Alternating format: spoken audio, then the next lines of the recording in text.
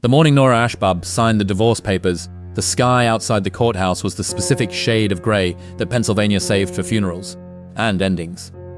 She remembered noticing it through the tall, narrow window at the end of the hallway, the way the clouds pressed down flat and heavy over the city like a lid being closed on something. She signed where her attorney pointed. She didn't read the pages again. She'd already read them 6 times over the previous 3 weeks, each reading a fresh confirmation of everything she'd already lost, everything Marcus had already taken, everything the law had decided was fair and settled and done. If you're enjoying this story so far, don't forget to hit the like button and subscribe. Drop a comment telling me where in the world you're watching from. I love hearing from you. She walked out of the courthouse at 11:14 in the morning with a folder of documents under her arm and $47 in her checking account. That was what 11 years looked like when you reduced them to a number. The number had a specific weight to it, light enough to be insulting, heavy enough to make her chest hurt every time she thought about it. Marcus had been thorough. She would give him that much. She'd always known he was thorough. It was one of the things she'd once admired about him. The way he approached every problem like it was a project with phases and deliverables and a clear path to completion. He'd approached the divorce the same way. Methodical, organized, patient in a way that only people with resources and attorneys on retainer could afford to be. He'd taken the house in Chestnut Hill, the 4-bedroom with the porch she'd refinished herself over 2 summers, the one with the kitchen she'd designed tile by tile from a magazine she'd torn pages out of for years before they could finally afford it. He'd taken the car, a claim based on financial contributions that his attorneys outlined in language so precise it sounded like surgery. He'd cleaned out the joint savings account the morning he filed. A move his lawyer called legally appropriate given the circumstances. A move Nora called something else entirely in the privacy of her own mind. He'd left her the furniture in the spare bedroom, which was generous only if you ignored that she had nowhere to put it. He'd left her a kitchen appliance set she'd bought before the marriage. He'd left her the folder of documents she now carried under her arm, and he'd left her $47 in a checking account that still had both their names on it until the final paperwork cleared. And he'd left her something else, though she wouldn't understand that for another 3 weeks. He'd left her a cabin, not intentionally. That was the thing that would matter later, that would sit in her chest like a coal warming, slowly in the dark. Marcus hadn't forgotten about the cabin out of generosity or grace. He'd forgotten about it because it was worth nothing, because it appeared in no financial disclosure as an asset of consequence, because his attorneys had looked at the property value assessment and decided correctly by any rational measure that a 900-foot structure in the Blue Ridge foothills of Western Virginia, assessed at $1 by the county tax office due to its state of structural disrepair, was not worth the paperwork. It had been listed in the asset column of their shared records exactly once for years into the marriage, when Nora's grandmother Elsa had passed it to her through a will so brief it barely filled a single page. Marcus had glanced at the assessment and moved on. He was not a man who paid attention to things that didn't perform. Nora had been staying on the couch in her friend Darla's apartment in Harrisburg since the week she left the house in Chestnut Hill. Darla was generous with the couch, less generous with her opinions about Marcus, which she offered freely and without prompting at intervals throughout the day. Darla believed that opinions like coffee were most effective when delivered strong and often, and she acted accordingly. Nora was grateful for the couch and the coffee and even for the opinions, though she rarely said so out loud because saying so felt like confirming that the situation was as bad as it was, and she wasn't ready for that particular confirmation. The apartment was small. Darla had a 7-year-old daughter named Priya who watched cartoons at a volume calibrated for concert halls and fell asleep every night on the floor of the living room surrounded by small plastic toys that Nora stepped on in the dark with the reliability of a woman being punished for something she hadn't done yet. She slept in 4-hour stretches, waking at intervals to the sound of street traffic and her own thoughts, which were never quiet and never kind in the middle of the night. She made lists in the dark, job applications pending, 23 callbacks received, 2 second interviews, 0. The lists didn't help, but the making of them gave her hands something to do. Gave her mind a framework that felt slightly more manageable than the formless anxiety that lived in the space between waking and sleeping. She'd worked in marketing before, not glamorously. She'd spent 8 years managing content and communications for a mid-sized manufacturing firm outside Philadelphia. A job she'd been good at, a job she'd been proud of in the quiet way she was proud of most things, privately and without fanfare. She'd left the position 2 years into the marriage, when Marcus' income made her salary feel unnecessary and his schedule made her presence at home feel important. She told herself it was a pause. She told herself she'd go back when the time was right. She hadn't understood yet that the time being right was not something that happened on its own. It required tending. So now she was 41 years old with an 8-year gap in her resume and a marketing landscape that had transformed itself completely in that time. A fact every recruiter she spoke to managed to communicate without saying it directly. She was not unemployable. She was, as one particularly cheerful HR representative had explained, a candidate with a re-entry challenge. Nora had thanked the woman and hung up and stared at the wall of Darla's apartment for 11 minutes before getting up and making coffee she didn't want. She found the cabin in the paperwork on a Thursday evening in late November, 3 weeks after the divorce was finalized. Priya was asleep. Darla was watching something on her laptop with headphones on. The apartment was as quiet as it ever got, which was not very, but quiet enough for Nora to spread the folder of documents across the coffee table and go through them again. Not for any specific reason, only because going through them felt like doing something, and doing something felt better than the alternative. She almost missed it. The property transfer document from her grandmother's estate was a single sheet folded into thirds, tucked behind the asset disclosure summary where she placed it 4 years ago and never looked at again. She unfolded it slowly, smoothing the creases with the side of her hand. Her grandmother Elsa's signature was at the bottom, the handwriting small and precise and slightly slanted, the way people wrote when they'd learned penmanship as a discipline rather than a preference. Nora read it twice, then held it under the lamp. Cabin and associated parcel, Blue Ridge Foothills, Hardy County, Virginia. Transfer of title, sole ownership, Nora Jean Ashbatten. Date of transfer, March 14th, 11 years prior. She sat with the paper in her hands and felt something she hadn't felt in several weeks. Not hope exactly, something smaller and more cautious than hope. The sensation of a door that might not be locked. She remembered the cabin in the way you remembered something you'd visited once as a child and never returned to. Her grandmother had taken her there the summer Nora was 9. A long drive into the mountains that felt like driving out of the world she knew and into something older and quieter and less concerned with the things she'd been taught to care about. The cabin was small even then, tucked into the side of a hill under a canopy of trees, so thick the sunlight came through in pieces. Elsa had called it her thinking place. She'd said it with a particular kind of pride. The way people spoke about things they'd earned rather than been given. Nora hadn't been back in 32 years. She didn't know what condition it was in. She didn't know if it was standing. She knew it was hers, legally, and completely overlooked in the divorce proceedings, because $1 was not a number that commanded attention. She told Darla the next morning over coffee. Darla's response was immediate, and delivered in the tone she reserved for things she found both absurd and concerning. A cabin Nora confirmed, in the mountains in the foothills, technically Western Virginia. Darla set down her mug. Honey, I say this with love. If that place is worth $1, it is probably held together with good intentions and old prayers. Nora wrapped her hands around her own mug, feeling the warmth against her palms. I know. Do you even know if it's standing? I don't know anything about it. I haven't been there since I was 9. Darla looked at her for a moment with the expression of someone performing a rapid internal calculation. And you're thinking about going? I'm thinking it's mine, Nora said, which is more than I can say about anything else right now. Darla didn't argue further. She was a practical woman and she understood even if she didn't say so, that $47 in a couch in someone else's apartment was a specific kind of bottom. And that specific kinds of bottoms required specific kinds of action, even when those actions looked from the outside like terrible ideas. The news reached Marcus through a mutual acquaintance 3 days later, as news always found its way in the social geography they'd shared for a decade. Nora didn't know how he'd heard. She didn't particularly care. What she cared about was what Darla told her he'd said. Relayed secondhand with the barely contained pleasure Darla took in delivering information, she felt confirmed her general assessment of Marcus as a person. He laughed, Darla said, setting plates on the table with the pointed efficiency of someone who wanted Nora to hear the next part clearly. When he heard you were driving to Virginia to look at a shack your grandmother left you, he apparently said, and I am quoting here because the exact words matter, good luck with the outhouse. Nora ate her dinner without commenting. She was not a person who expressed anger loudly. She had learned over 11 years with a man who found emotional displays distasteful to feel things quietly and completely, to let them settle rather than scatter. She felt Marcus' laughter settle in her now, not like a wound, but like fuel, the kind that burns slow and clean. She left on a Saturday morning before dawn. Darla had pressed 4 $20 bills into her hand the night before, claiming it was money she owed from a dinner they'd shared months ago, which was not true, but was delivered with such conviction that arguing felt unkind.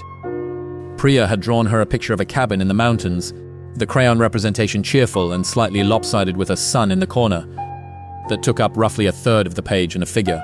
Outside the cabin that Priya identified as Nora, and that Nora thought looked more like a potato with arms, but which she folded carefully and put in a jacket pocket anyway. She drove a borrowed car, Darla's 12-year-old Honda, with a passenger window that wouldn't roll all the way down and a heat system that took 20 minutes to warm up in cold weather. It didn't matter. She had 4 hours of road ahead of her and a thermos of coffee, and the specific quiet determination of a woman who had decided that whatever she found at the end of that drive was going to be the beginning of something rather than the continuation of nothing. The drive took her south through Maryland and into the Virginia Panhandle, the landscape shifting gradually from the flat industrial corridors she knew into something that felt older, more deliberate. Hills began appearing where the land had been flat, rising at the edges of the highway like suggestions, like the land reminding itself that it had another shape it preferred. By the time she turned off the interstate, she was moving through country that had the quality of a place that didn't need to be seen to continue existing. The trees were bare in late November, their branches making complicated patterns against a sky that was low and grey and indifferent. The GPS signal flickered twice on the county road and died completely on the secondary road, which was paved in name only, a length of cracked asphalt that narrowed steadily until it was barely wider than the car. She drove by memory and by the handwritten directions she'd pulled from a 40-year-old letter her grandmother had sent to her mother, discovered in a shoebox at the bottom of Nora's storage unit the night before she left. The directions were specific in the way that people wrote before GPS made specificity unnecessary. Look for the split-trunk oak at the property line. The drive is gravel after that. Don't let the grade fool you. It's longer than it looks. The split-trunk oak was still there. She almost missed it. Slowing too late, the tires crunching on gravel as she turned. The drive curved up and to the left through trees that pressed close on both sides, close enough that the Honda's mirrors brushed branches. The grade was exactly as the letter described, deceiving in its angle. The incline flattening out just when it felt like it should be steepening, and then, between two large oaks that had grown toward each other and almost met overhead, the cabin appeared.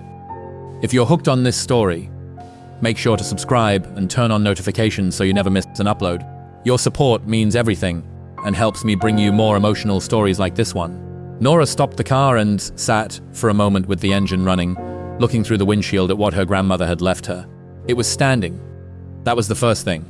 It was standing, which was not a given, and which felt like a form of grace she hadn't expected to receive from a building that had been sitting alone in these mountains. For God knew how many years without anyone to look after it. The structure was small, exactly as she remembered, and smaller than memory had allowed. The roof low and steep, and covered in moss that had spread from the edges inward in the patient way that living things claimed what they needed. The wood siding had gone silver grey with age and weather, not rotted, but weathered to a kind of dignity, the way old things sometimes looked more themselves the older they got. A stone chimney rose at the left end of the roof, its mortar grey and settled, its top scattered with a nest of something that had been abandoned before winter. She turned off the engine and got out. The cold hit her immediately. Sharper here than it had been in Harrisburg, the mountain air carrying a bite that was specific to elevation, drier and thinner and cleaner than the air she'd been breathing for weeks. She stood in the gravel drive and listened. Nothing moved. There were no cars on the road below, no planes overhead, no sounds from neighboring properties because there were no neighboring properties. Not for another mile in any direction according to the county parcel map. She pulled up at the library before she left. Just trees and the distant sound of water, somewhere below the property line, and the specific silence of a place that had been left alone long enough to forget it had ever been occupied. She walked toward the cabin slowly, not from caution but from something she couldn't quite name. The grass around it was long and brown and flattened in places by winter, the stone path from the drive to the front door barely visible under it. She found the path by feel, following the slight hardness beneath her feet, and stepped up onto the porch. The porch boards held. She tested each one before committing her weight, but they held solid enough. Slightly soft in one spot near the left railing, where water had found its way in over the years, but not structurally compromised. The railing itself leaned outward at an angle that suggested it was functioning more as a suggestion than a support at this point. She held it anyway, lightly, and looked out from the porch at the view her grandmother had chosen this place for. It stopped her breath. The hill dropped away below the cabin in a long, gradual slope through bare trees, and at the bottom of the valley, a creek ran grey and silver in the November light, winding between rocky banks before it turned at the far edge and disappeared behind a ridge. Beyond the ridge, The mountains rose in layers, each one a slightly different shade of grey and blue, fading as they got farther away, until the farthest ones were barely distinguishable from the sky. The view was enormous and quiet and completely indifferent to her presence, which was, she realized, the point. This was not a view that needed to be earned. It was simply there, the way mountains were there, without condition or expectation. She found the key on a nail under the porch railing, where her grandmother's letter had said it would be, covered in rust, but functional, and unlocked the front door.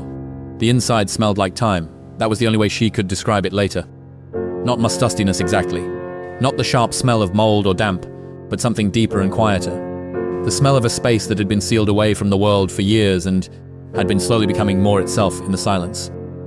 The air was cold, colder inside than out in the particular way that old uninsulated structures trapped cold and still and dark. She found the light switch by feel and flipped it, expecting nothing. The overhead light came on. A single bare bulb in a ceramic socket mounted to the ceiling beam, its light yellow and inadequate and somehow wonderful. She stood in the doorway and stared at it. The power was on. She hadn't expected that. She stepped inside and took stock slowly, moving her eyes around the space the way her father had taught her to enter an unfamiliar room, to kick in the whole thing before zeroing in on details. The cabin was one main room, maybe 20 feet by 18, with a stone fireplace on the left wall that matched the chimney she'd seen from outside. The floor was wide plank pine, grey with age, worn in the paths that people had walked for decades. A wooden table sat in the center of the room, plain and heavy, the kind built to last rather than to be admired, with 2 chairs pushed under it. Against the far wall was a kitchen area, a cast iron stove that looked older than the cabin, a short counter, a single deep sink with a hand pump mounted above it. To the right, a doorway led to what appeared to be the only other room, small enough to be a closet, sized to be a bedroom. Everything was covered in dust. Not the casual dust of a few months, but the deep settled dust of years lying in layers on every horizontal surface, softening the edges of things, making the whole room feel like it existed, just slightly out of focus. But nothing was destroyed. Nothing had been vandalized or damaged beyond what time and weather had done on their own schedule. The walls were solid. The ceiling showed one dark stain in the far corner where a nail had let water through, but the wood around it was dry. The fireplace screen was rusted but upright. Nora stood in the middle of the room and turned slowly, completing a full circle, and felt something she hadn't felt in a very long time. The feeling that a space belonged to her. Not because she decorated it or renovated it or made it match the image she'd built in her mind over years of magazine pages and Pinterest boards, but because it was hers by inheritance, by blood, by the simple fact that her grandmother had chosen to leave it to her and no one else. She spent the first hour doing what she'd spent months learning not to do in other circumstances. She took stock without judgment. She opened every cabinet in the kitchen area, which were 3 in total, rough, built from pine boards and hung on handmade hinges. The first held 3 mason jars of something she didn't try to identify, and a stack of mismatched plates, wrapped in newspaper, dated 11 years prior. The second held cleaning supplies, a bottle of vinegar, a box of baking soda, a bundle of rags tied with twine. The third held a cast iron skillet, a Dutch oven, and a long-handled ladle, all coated in old grease that had gone rancid with time, but which were structurally intact. She tested the hand pump over the sink, working the handle in long strokes until it coughed and complained, and finally produced a thin stream of brownish water that gradually cleared to a pale yellow, and then after 2 minutes of steady pumping, ran cold and clear. There was a well. The well was working. She checked the small bedroom, which held a narrow iron bed frame with no mattress, a wooden dresser with 3 drawers, and a mirror mounted above it, its silvering gone brown and cloudy with age. The dresser drawers held linens folded with the precise creases of a woman who had known how to fold things properly, and had done so even for objects that would sit alone in a mountain cabin for years. The sheets were yellowed but unrotted, the wool blanket slightly moth-eaten at the corners but whole. She pulled the blankets out and shook them over the porch railing, watching the dust rise in a cloud and drift away down the hill. By the time she finished the initial survey, the light had shifted from the flat grey of midday to the slightly warmer grey of early afternoon, which was as close to sun as the November sky was prepared to offer. She made a list on a notepad she'd brought. Old habit from the working years, from the version of herself who'd managed projects with spreadsheets and color-coded folders. The list was not short. The roof would need to be inspected closely. The moss was trapping moisture and would eventually compromise the shingles if it hadn't already. The window frames were swollen from moisture cycling, the kind of damage that got worse with freestyle repetition. The porch needed 2 boards replaced, and the railing needed to be reset before it became a hazard. The well pump needed to be assessed more thoroughly because a working pump and a safe pump were not necessarily the same thing. But underneath all of that, running through the list like a current she kept returning to was the basic and sustaining fact. The structure was sound. She could see it in the way the doors hung slightly off from settling but not racked. She could feel it in the floors, which gave a little underfoot in the way of old boards, but didn't flex in the way that meant joists were failing. The stone foundation was visible at the corners where the siding had pulled slightly away. And the stone was solid, mortared well, the kind of work done by someone who expected it to last, rather than someone who expected it to be replaced. It could be livable. That was the thought she turned over carefully. The way you turn something fragile, aware of its weight and its potential to break. With work, real work, sweat and patience, and no budget for contractors' work, it could be livable. And livable was a thing she needed to be. She lit the fireplace that evening, using wood from the stack on the porch that was old enough to be perfectly dry, and burned with the clean efficiency of wood that had been curing for years longer than intended. The light changed the room immediately, made it smaller and warmer and more particular, gave the shadows depth and the surfaces something to reflect. She sat at the wooden table with her notepad and her list and her thermos of cold coffee, and she made plans. She would need to call about the well water quality before she drank it. She would need to assess the roof from outside with a ladder she didn't have. She would need to find out whether the property had a septic system or an outhouse, and if the latter, where it was, and whether the word outhouse as Marcus had used it was a joke or an accurate description. She would need to find the property lines properly, understand what else the parcel included beyond the cabin footprint. She would need to figure out whether the power bill was current or whether some arrangement from her grandmother's estate had kept the account active, and if so, for how long. The list was long. The problems were real.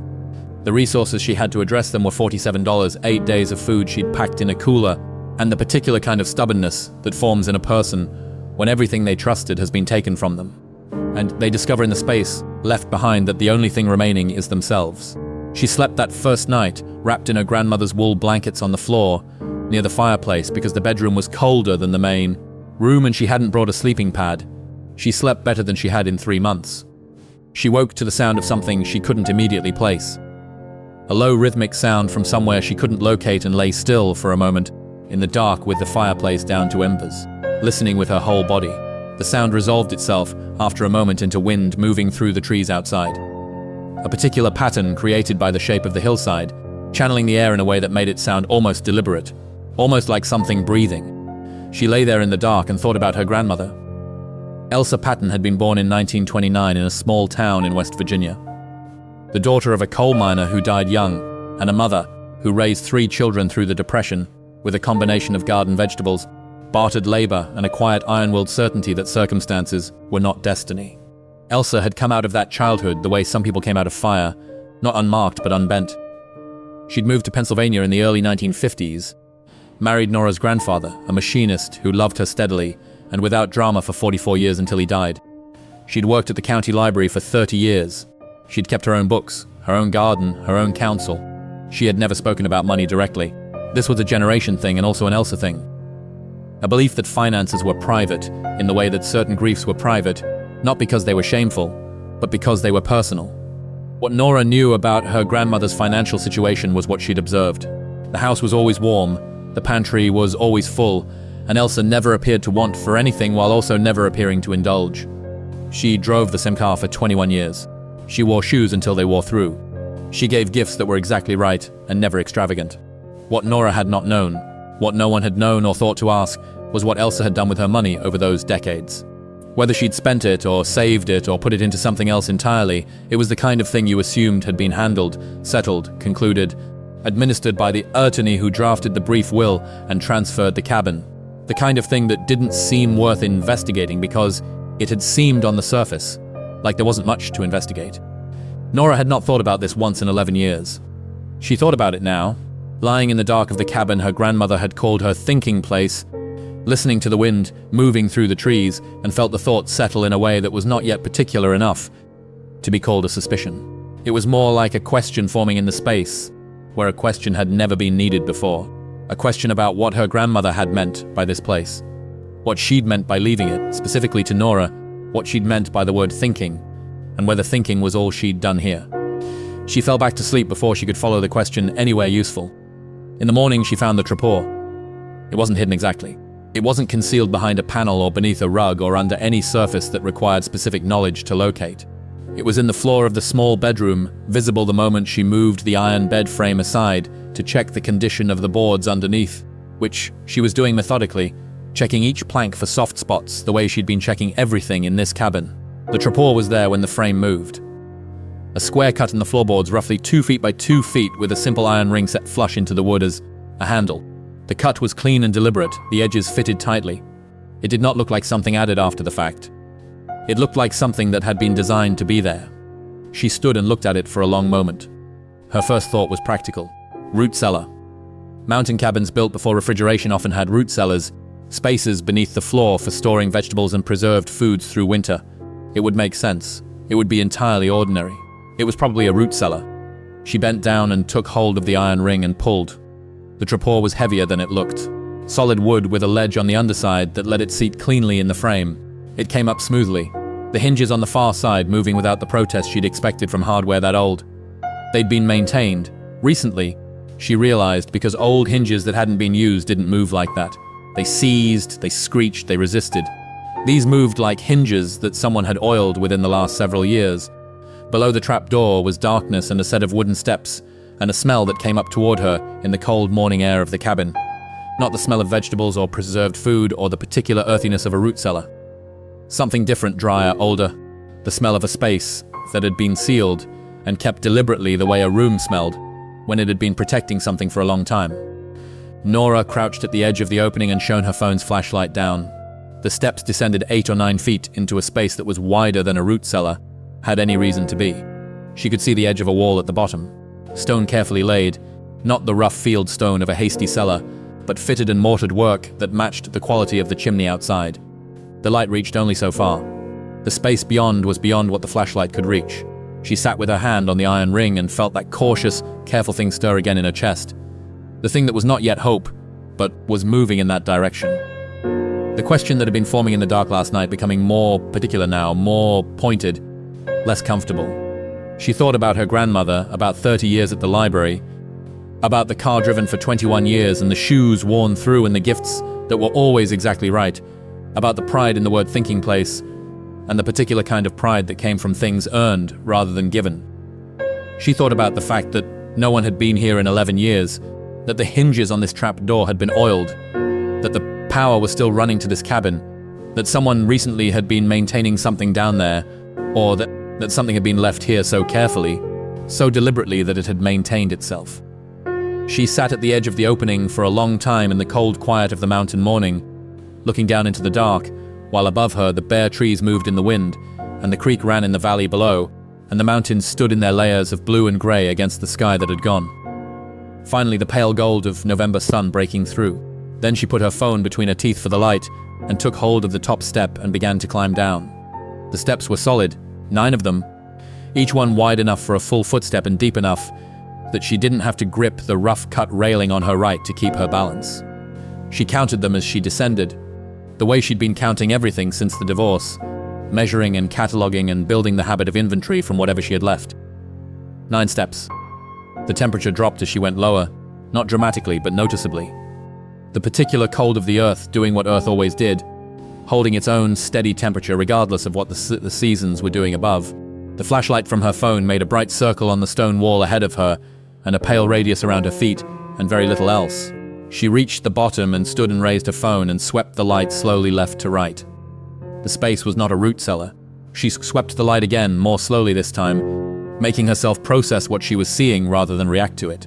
The room was perhaps 15 feet wide and 20 feet deep, its walls dressed stone fitted with care, the mortar between courses clean and grey and old. The floor was packed earth, dry, covered in several places by rough wooden boards laid as walkways.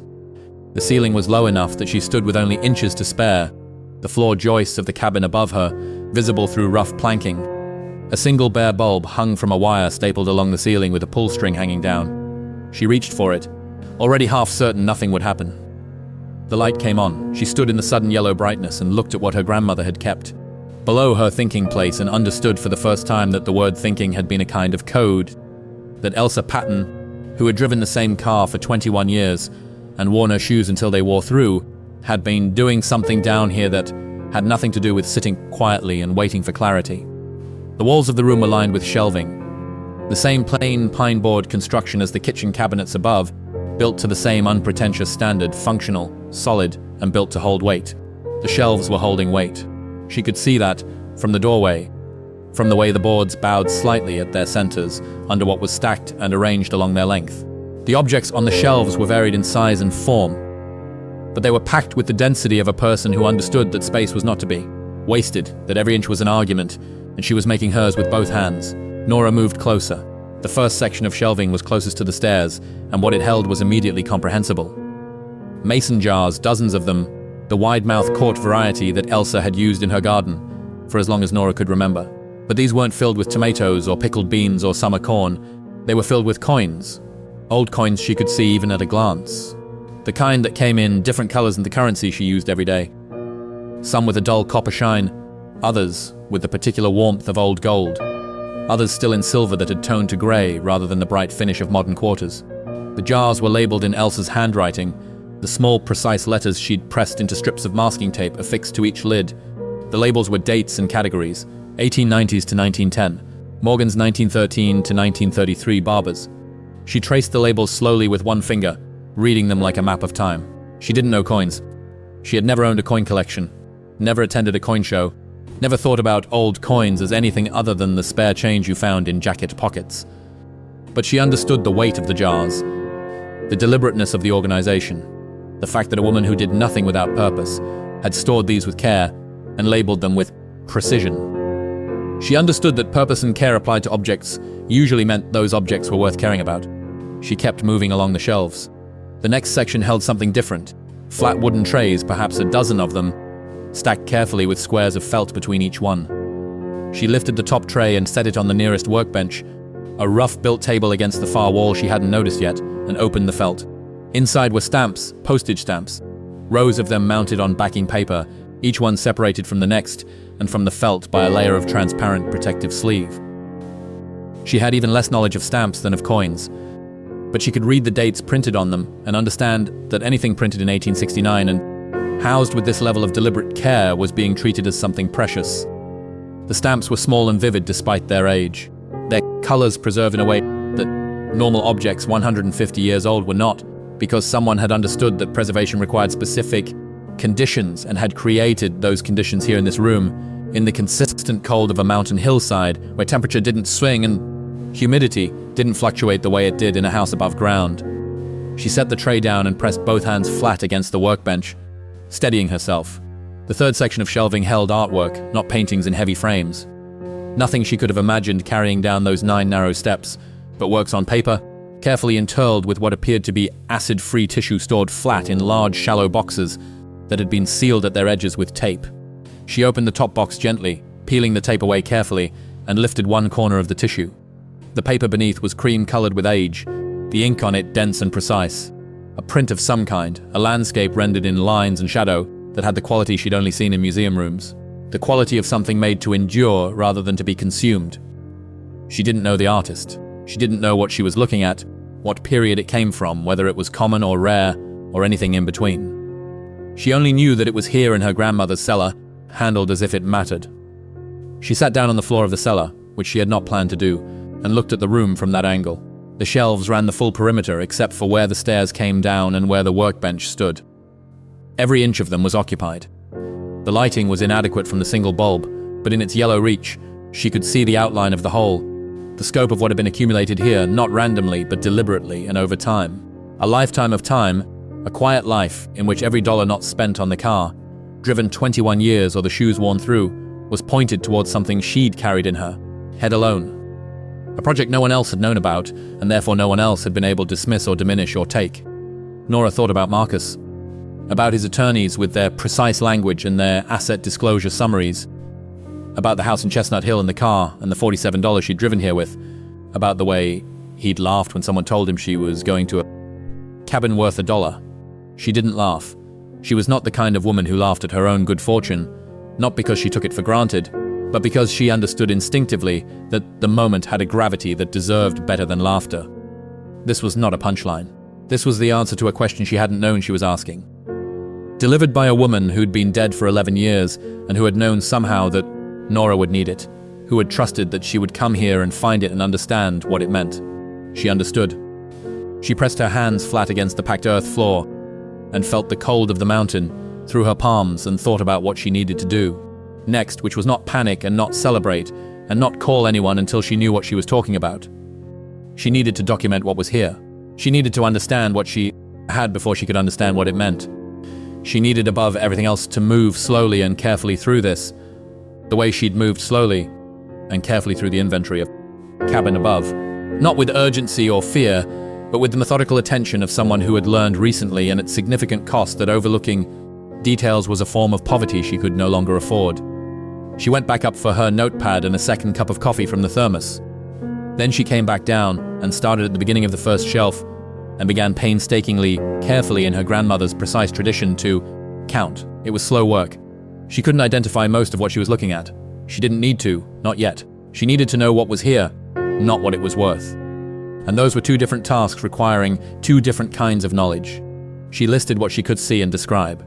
Mason jars of coins, 28 in total, varying contents labels she copied faithfully onto her notepad. Flat trays of stamps, 14.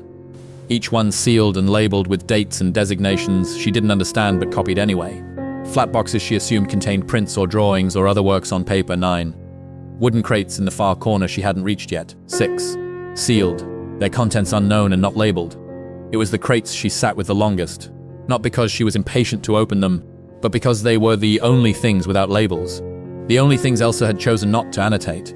And that choice felt significant in the way all of her grandmother's choices felt significant once you understood that she was a woman who had done very little without reason. She didn't open the crates that day.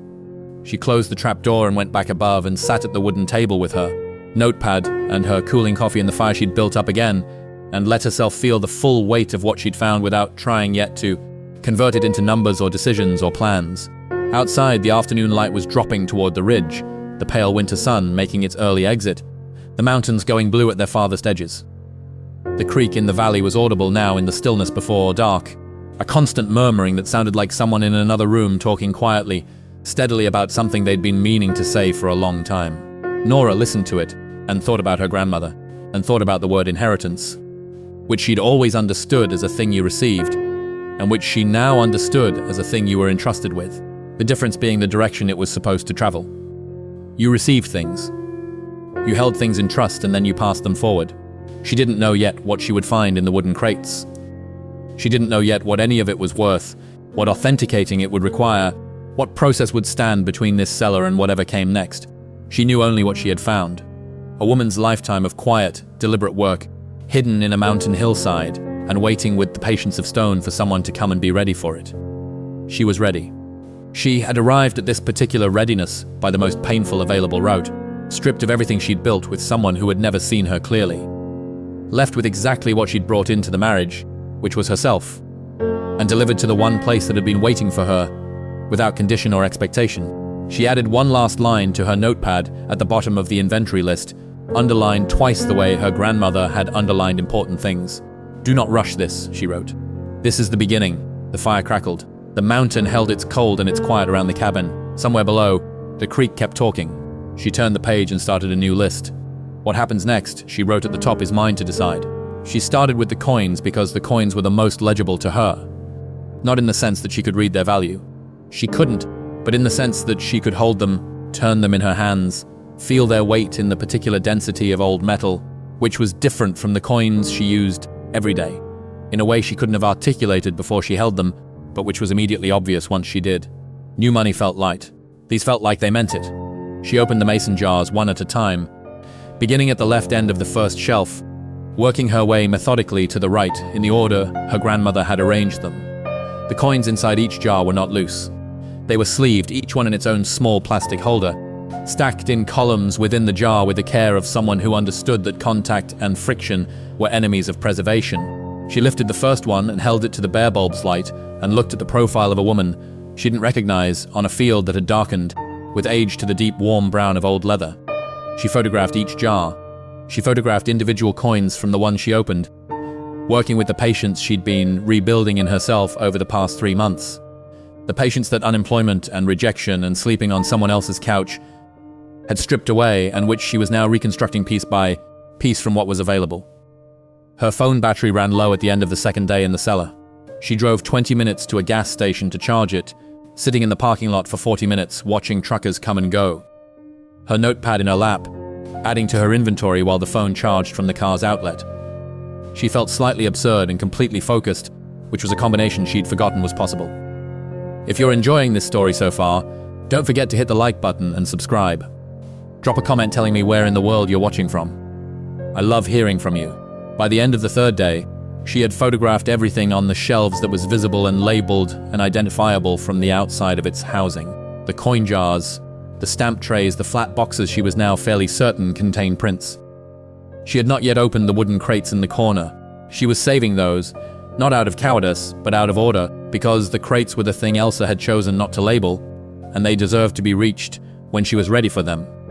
When she'd established a baseline for everything else, and could receive the unknown from a position of some knowledge rather than none. What she needed now was knowledge.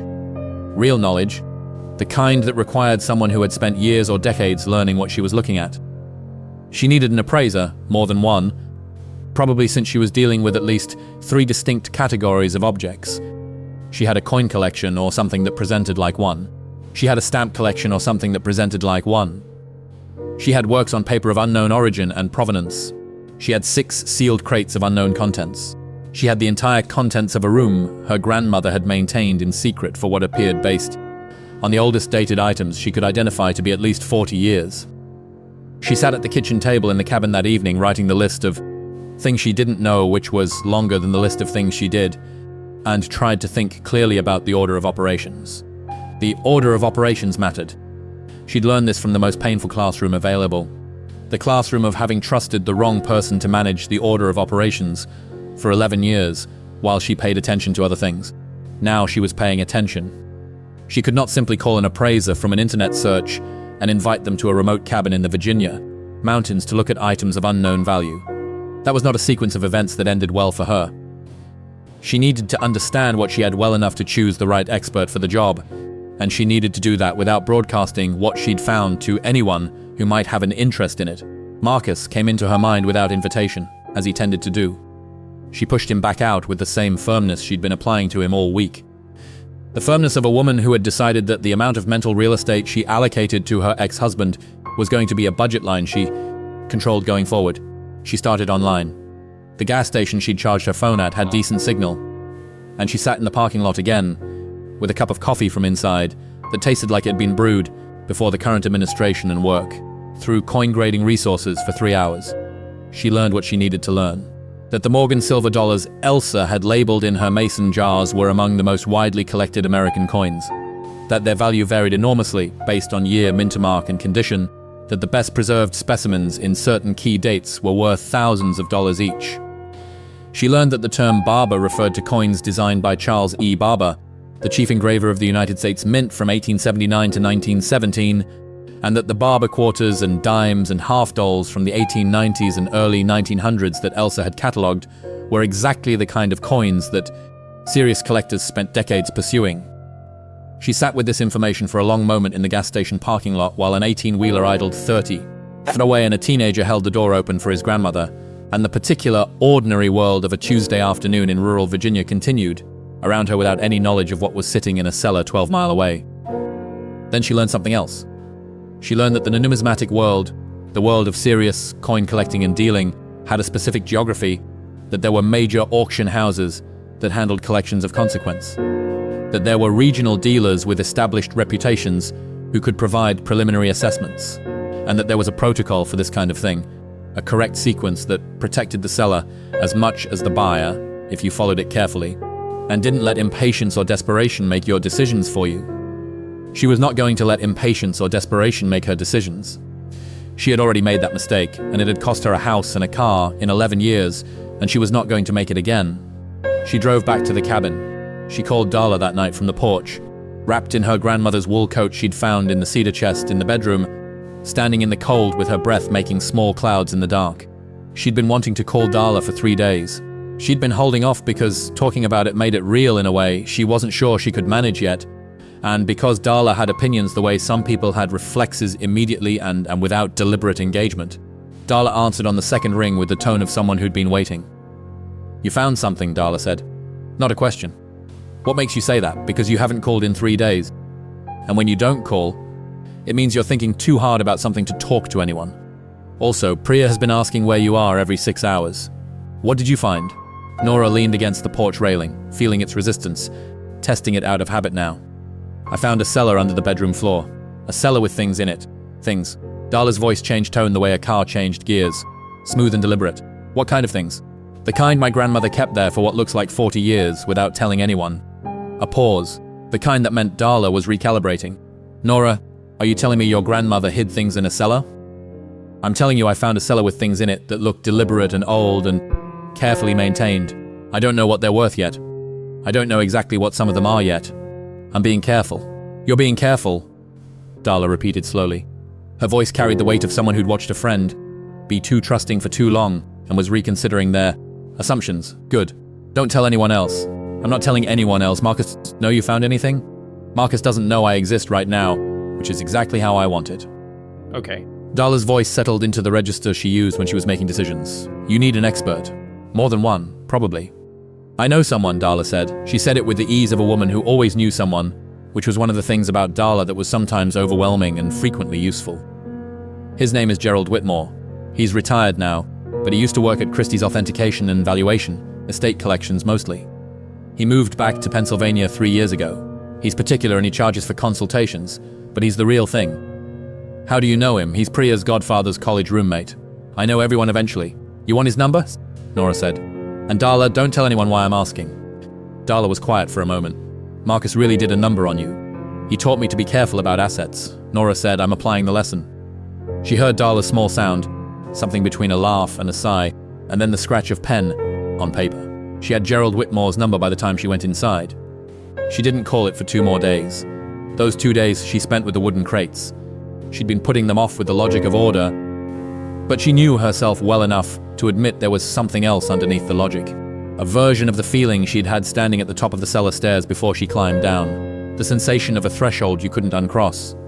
Once she knew what was in the crates, she would have to reckon with it one way or another until she knew it was still possibility, still the open space of maybe. And maybe was a thing she was still learning to tolerate after years of certainties that had turned out to be hollow. She opened the first crate on the 4th morning in the cabin early, before the light fully came up with a cup of tea made from a tin of loose leaves. She'd found in the kitchen cabinet and a fire already built in the stone fireplace above. She brought the crate up from the cellar and set it on the kitchen table, because the kitchen table was solid and wide, and because she needed to do. This in the light of the main room, with the fire and the view, through the window and all the ordinary steadiness of the cabin around her. The crate was wooden pine built simply, its lid secured with 4 flathead screws she removed with a screwdriver from the small toolkit in her car. The lid came off cleanly. Inside, packed in what appeared to be acid-free tissue paper that had yellowed slightly with age but maintained its function, were more coins, not in mason jars this time. These were in individual hard plastic cases, the kind she'd seen in her online research, the kind used by professional graders. Each case had a label with numbers and letters she could now partially read. The coin type, the date, the grade. She picked up the first one and tilted it toward the window. The coin inside was gold. She knew it immediately, the color unmistakable. Not the brassy yellow of gold-tone finish, but the particular warm, deep, dense yellow of actual gold. The color that explained why people had organized entire economies around this metal for thousands of years. The coin was larger than a quarter, its surface showing a woman, with a torch, raised above her head on one face, and an eagle with spread wings on the other. She turned it carefully in its case, reading the label. St. Gaudens Double Eagle 1908 MS65. She set it down on the table and stood back. She needed to look up what MS65 meant. She already knew from her research what a St. Gaudens Double Eagle was. It was the $20 gold piece designed by sculptor Augustus St. Gaudens at the request of Theodore Roosevelt. Widely considered the most beautiful coin ever minted in the United States. She pulled up the gas station internet on her phone from memory, navigating to a numismatic grading guide with her fingers that had started to shake slightly. MS65 was a mint state grade gem uncirculated, one of the highest grades a coin could receive. The coin she was holding in its plastic case had never been used as currency. It had been preserved at or near its original mint state. She found a price guide, she set the phone down, then she opened the rest of the crate. There were 42 coins in the first crate, each one graded, each one labeled, each one in its own sealed case. They were not all gold. There were silver dollars, Morgan and peace types, graded at levels she was now beginning to understand represented the upper range of what collectors considered collectible. There were early American coins, bust dollars, and cap bust halves, their dates ranging from the 1790s to the 1830s. Coins that were not merely old, but historically significant. Coins that had existed before there was a Federal Reserve system or a standardized banking infrastructure. Coins that had changed hands in a country still learning what it was. She sat at the table for a long time with the crates open around her and the fire burning and the thin winter light coming through the window, and she did not feel the exhilaration she might have expected. What she felt was something quieter and more complicated than exhilaration. She felt the specific weight of inheritance understood correctly, the weight of someone else's lifetime of patience and care, and quiet determination made material and left in her hands. She felt the responsibility of it more immediately than she felt the joy. Though the joy was there underneath, slow and real and building like the fire in the stone hearth. She called Gerald Whitmore that afternoon. He answered on the fourth ring with the unhurried manner of a man who had learned decades ago that urgency and accuracy were rarely available at the same time and had made his choice accordingly. She explained herself carefully. She had inherited a property in Virginia. She had found a collection of items in the property that she believed might be significant. She was seeking a professional assessment from someone with estate collection experience and the ability to treat the matter with discretion. He asked 3 questions: what categories of items were involved, how she had come to own the property, and whether she was in a position to wait 4 weeks for his earliest available appointment. She told him coins and stamps and works on paper of unknown origin. She told him the property had been her grandmother's. She told him 4 weeks was fine. She would wait. He gave her a date and a fee for the preliminary consultation and a set of guidelines for how to preserve and handle the items in the interim that confirmed, in their specificity and their precision, that she had found the right person. She called Darla back that evening. I called him, she said, and he'll come in 4 weeks. He's particular. You were right about that. What did you tell him? Only what I needed to. He's coming to the cabin in Virginia. I'm staying here until then. Darla was quiet for a moment. You're staying at the cabin, Nora. It's November. That place is barely insulated. It's insulated enough. You're going to freeze yourself in a mountain cabin for a month, waiting for an appraiser. I'm going to prepare what I have for an appraiser, Nora corrected. In a place that belongs to me, where the water works and the fire burns and the view from the porch is something I didn't know. Still existed in the world I currently live in. Another pause. Darla's pauses were as communicative as most people's sentences. This one said, I think you are going to be all right, and I am slightly surprised by this, and I am more grateful than I will say out loud. I'll send warmer blankets, Darla said. And Priya wants to know if there are animals in the woods. Probably several kinds. She'll be thrilled. Darla's voice shifted into its practical gear. How are you for food? I'm managing. And Darla, I still need you to not tell anyone about this.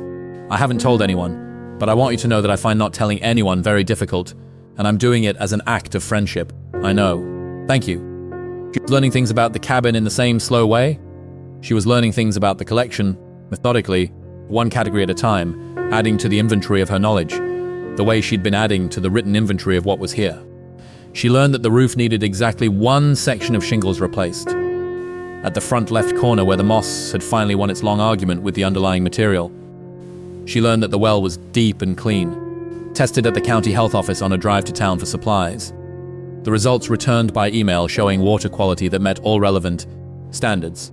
She learned that the septic system existed and was functional, a buried concrete tank on the downhill side of the property that a local inspector confirmed was sound when she called him from her car outside the hardware store in town. If you're hooked on this story, make sure to subscribe and turn on notifications so you never miss an upload. Your support means everything and helps me bring you more emotional stories like this one. She learned that the cabin had a wood stove in the bedroom that she hadn't noticed the first day because it was behind the door when it opened and she'd been focused on the floor. The wood stove changed things. It meant the bedroom was habitable at night, not merely endurable, and she shifted her sleeping there on the iron bed frame with the mattress she'd bought from a thrift store in town for $30 and hauled up the mountain road in the Honda's back seat, folded in half and tied with a bungee cord. She slept better with the stove. She slept with the particular depth of a person who had worked hard with their hands during the day and whose body demanded the accounting. She was working hard, not only with the documentation which continued systematically through the 4 weeks of waiting, but with the cabin itself. She replaced the porch boards herself, buying the lumber from a hardware store outside town and cutting it to length in the drive with a circular saw she found in the small outbuilding behind the cabin, a structure she'd initially assumed was a shed for garden tools, and which turned out also to contain a workbench, a collection of hand tools maintained with the same care as everything else Elsa had left, and a set of property surveys that told her for the first time the exact dimensions of what she owned. The parcel was larger than the cabin suggested. The survey showed 4.5 acres in total, the cabin and its cleared area representing less than a quarter of the land, the rest being wooded hillside, dropping toward the creek at the bottom and rising to a ridge at the back. The property line ran along the ridge, and at the far corner of the survey, marked with a note in Elsa's handwriting, added to the margin of an official document in pencil, she found a notation she didn't immediately understand. Secondary structure, rear parcel, survey mark R7. She didn't go looking for survey mark R7 immediately. She filed it under things to investigate and went back to the cabin because Gerald Whitmore was coming in 2 weeks and she needed the documentation to be complete. She finished the stamp inventory on the 9th day. 14 trays, each one containing multiple rows of stamps and protective sleeves, each one labeled with Elsa's handwriting identifying periods and types she had now done enough research to partially recognize. There were issues from the first American stamps, the 1847 5 and 10 cent stamps, that had been the first official postage stamps printed in the United States, and which she had learned from her research were among the most aggressively collected American philatelic items. There were Confederate state stamps from the Civil War period. There were air mail stamps from the early aviation era, the 1918 Curtis Ginny invert, whose name she'd looked up in a state of disbelief when she first saw it on Elsa's label, only to find that a single example of this stamp, in which the biplane in the center was printed upside down, had sold at auction for over $1 million. She'd sat with that fact for a full day before she could think about it clearly. The works on paper in the flat boxes she'd opened carefully over several sessions, each box revealing more of what she was now beginning to think of as Elsa's extended argument with obscurity, her grandmother's private collection of the overlooked and the undervalued. There were etchings and lithographs and engravings, some of them signed in the plates, some of them signed by hand in pencil in the lower margin, in the way that printmakers of the 19th and early 20th centuries had authenticated their work. She photographed each one and spent evenings in the gas station parking lot cross-referencing signatures against databases of documented artists, finding some names she recognized from art history courses she'd taken 20 years ago, and others she couldn't place at all, which didn't mean they were without value, only that her knowledge was insufficient. She opened the remaining wooden crates across the second and third weeks of her waiting. The second crate held more graded coins, silver and gold, adding to the volume of the first. The third crate was different. It held pocket watches, 6 of them, each in its own padded case, each one a different maker, each one antique in the way of things made before mass production made craft unnecessary. She knew almost nothing about antique watches, which meant another research session in the gas station parking lot, which confirmed what she'd suspected from the quality of the cases and the care of the storage. These were not costume pieces. They were instruments, mechanical work from the era when watchmaking was a discipline that demanded the same precision as surgery and was valued accordingly. The fourth crate held something she hadn't expected. Silver. Not coins this time, objects. A set of silver flatia in a fitted wooden case, each piece wrapped in flannel cloth that had prevented the tarnishing that would otherwise have accumulated over decades. A tea service, pot, creamer, sugar bowl, tray, all hallmarked. The marks on the base of piece telling a story. She needed a silversmith or a silver specialist to fully read. A small silver box with an engraved surface, its clasp working smoothly despite its age. A pair of candlesticks, tall and formal, with the weight of silver, that is silver all the way through rather than plated over base metal. She held the teapot and turned it and looked at the hallmarks, a lion passant, a date letter, a city mark. She'd looked up enough to know this meant English sterling. She'd looked up enough to know that English sterling tea services of the Georgian and Victorian periods in complete sets in good condition were exactly the kind of thing that appeared at auction in the major houses and drew serious money from serious collectors. The fifth crate held paper, not prints this time, but documents, letters, deeds, certificates, a bundle of items that looked at first glance like the administrative residue of an ordinary life, and which on closer examination were not that at all. There were letters with letterheads she recognized after enough looking, established firms from the early and mid-20th century, correspondence from auction houses, receipts for purchases and sales, records of what appeared to be a lifetime of quiet strategic acquisition. Her grandmother had not merely kept these things. She had bought some of them deliberately across decades from dealers and at auctions and through private sales. The The documentation was in Elsa's files with the same orderly care she brought to everything. The picture that emerged was of a woman who had understood something about value that most people never learned or learned too late. That scarcity in age and quality converged in objects the way they rarely did in other investments. And that a person of modest means who spent 40 years acquiring carefully, buying what was undervalued and holding it patiently, without telling anyone, could assemble something extraordinary from what looked from the outside like nothing at all. Elsa had attended estate sales in her region for decades. She'd corresponded with dealers. She'd built her knowledge the same way she'd built her collection. One piece at a time, without fanfare, without external validation, without anyone to tell her she was doing something worth doing. She had simply done it. The 6th crate Nora opened on the Sunday before Gerald Whitmore's appointment. She'd saved it deliberately, some instinct telling her it was different from the others, because it was the one Elsa had placed at the very back of the room against the far wall, under the only section of shelving that was empty, as if it were separate from the collection, as if it belonged to a different category entirely. Inside, wrapped in oilcloth and then in layers of acid-free tissue and then in a box. Within the box was a book, not a printed book, a manuscript, hand-lettered in an ink that had brown with age on paper. Its hat was heavy and cream-colored and carried its years with the authority of things that had survived more than most. The cover was plain, no title embossed, no decoration, only the leather itself, smooth and dark, with handling over what must have been many generations of hands. She opened it with the gentleness she'd been practicing on everything down here and read the first line. She could not read the language. She recognized the script as something European, but could not place the period or the origin. What she could read was the date on the first page written in numerals, rather than words in the way that dates often were in old documents. She closed the book carefully, replaced it in its wrappings, and sat back against the cellar wall. 1521. That was 6 years after Martin Luther nailed his thesis to the door at Wittenberg.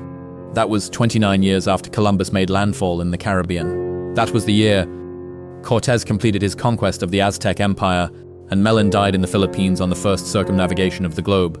The world in 1521 was a world in the process of becoming unrecognizable to itself, a world being redrawn by discovery and conflict and the violent redistribution of certainties. And somewhere in that world, someone had sat down and written this book in this hand, in this ink, on this paper, and it had survived through 5 centuries of everything that happened to the cellar of a mountain cabin in Virginia, where a woman named Elsa Patton had placed it under the empty shelf at the back of the room, as if even she, the most deliberate person Nora had ever known, didn't entirely know what to do with it. She stayed in the cellar a long time that evening, not working, not cataloging, just sitting in the yellow light with the manuscript in its wrappings beside her, and the inventory on her notepad spread across the workbench. She was reading through what she'd documented over the past 3 weeks, not to check it for errors, but to let herself receive it completely, the full scope of it, the full weight of what had been waiting here. She thought that was what she'd had when she signed the divorce papers. That was the number Marcus's attorneys had left her with. That was the residue of 11 years of believing in someone who had categorized her as an asset until she wasn't performing and then had handled her exit with the same efficiency he brought to everything. He'd missed this in his thoroughness, in his absolute confidence that he had accounted for everything worth accounting for. He had looked at a $1 assessment and moved on. He had missed 40 years of her grandmother's patience. He had missed a cellar in a mountain hillside in Virginia. He had missed because he had never understood what kind of woman Nora came from. The specific gravity of the word inheritance, when the person leaving the inheritance had spent a lifetime making it mean something. She went upstairs and made tea and sat on the porch in the dark, wrapped in Elsa's wool coat, and listened to the creek in the valley below. The sky was clear, the stars sharper at this elevation than she was used to. The Milky Way, a sweep of light across the southern sky, that she used to see as a child and had not seen since she'd moved to cities where the light drowned. Everything fainter than direct. She thought about what it would mean, not what it would be worth, not yet, because worth was a number, and she needed experts to give her numbers, and she would have them in 5 days. What it would mean was a different question, one she could work on herself without any expertise required. She thought about the apartment she'd been trying to save for and the job applications that hadn't returned her calls, and the couch in Darla's living room, and Priya's plastic toys underfoot in the dark, and the $47 and the borrowed Honda, and all of it. The whole topography of the life she was currently living. She thought about what it felt like to be at the bottom of something and to look up and not see any clear path to the top. And then she thought about Elsa, who had grown up with nothing, who had worked at a library for 30 years, who had driven the same car for 21 years and worn her shoes, until they wore through and spent 40 years building something in the quiet and the dark that nobody knew about except herself, and who had left it to Nora without a note of explanation because the explanation was not necessary. The explanation was this: I saw what you came from. I saw what you were capable of. I built this for you in the years before you needed it, and now you need it, and here it is. The tea went cold. The fire in the cabin behind her ticked quietly as it settled into coals. The stars moved in their familiar and indifferent patterns across the November sky.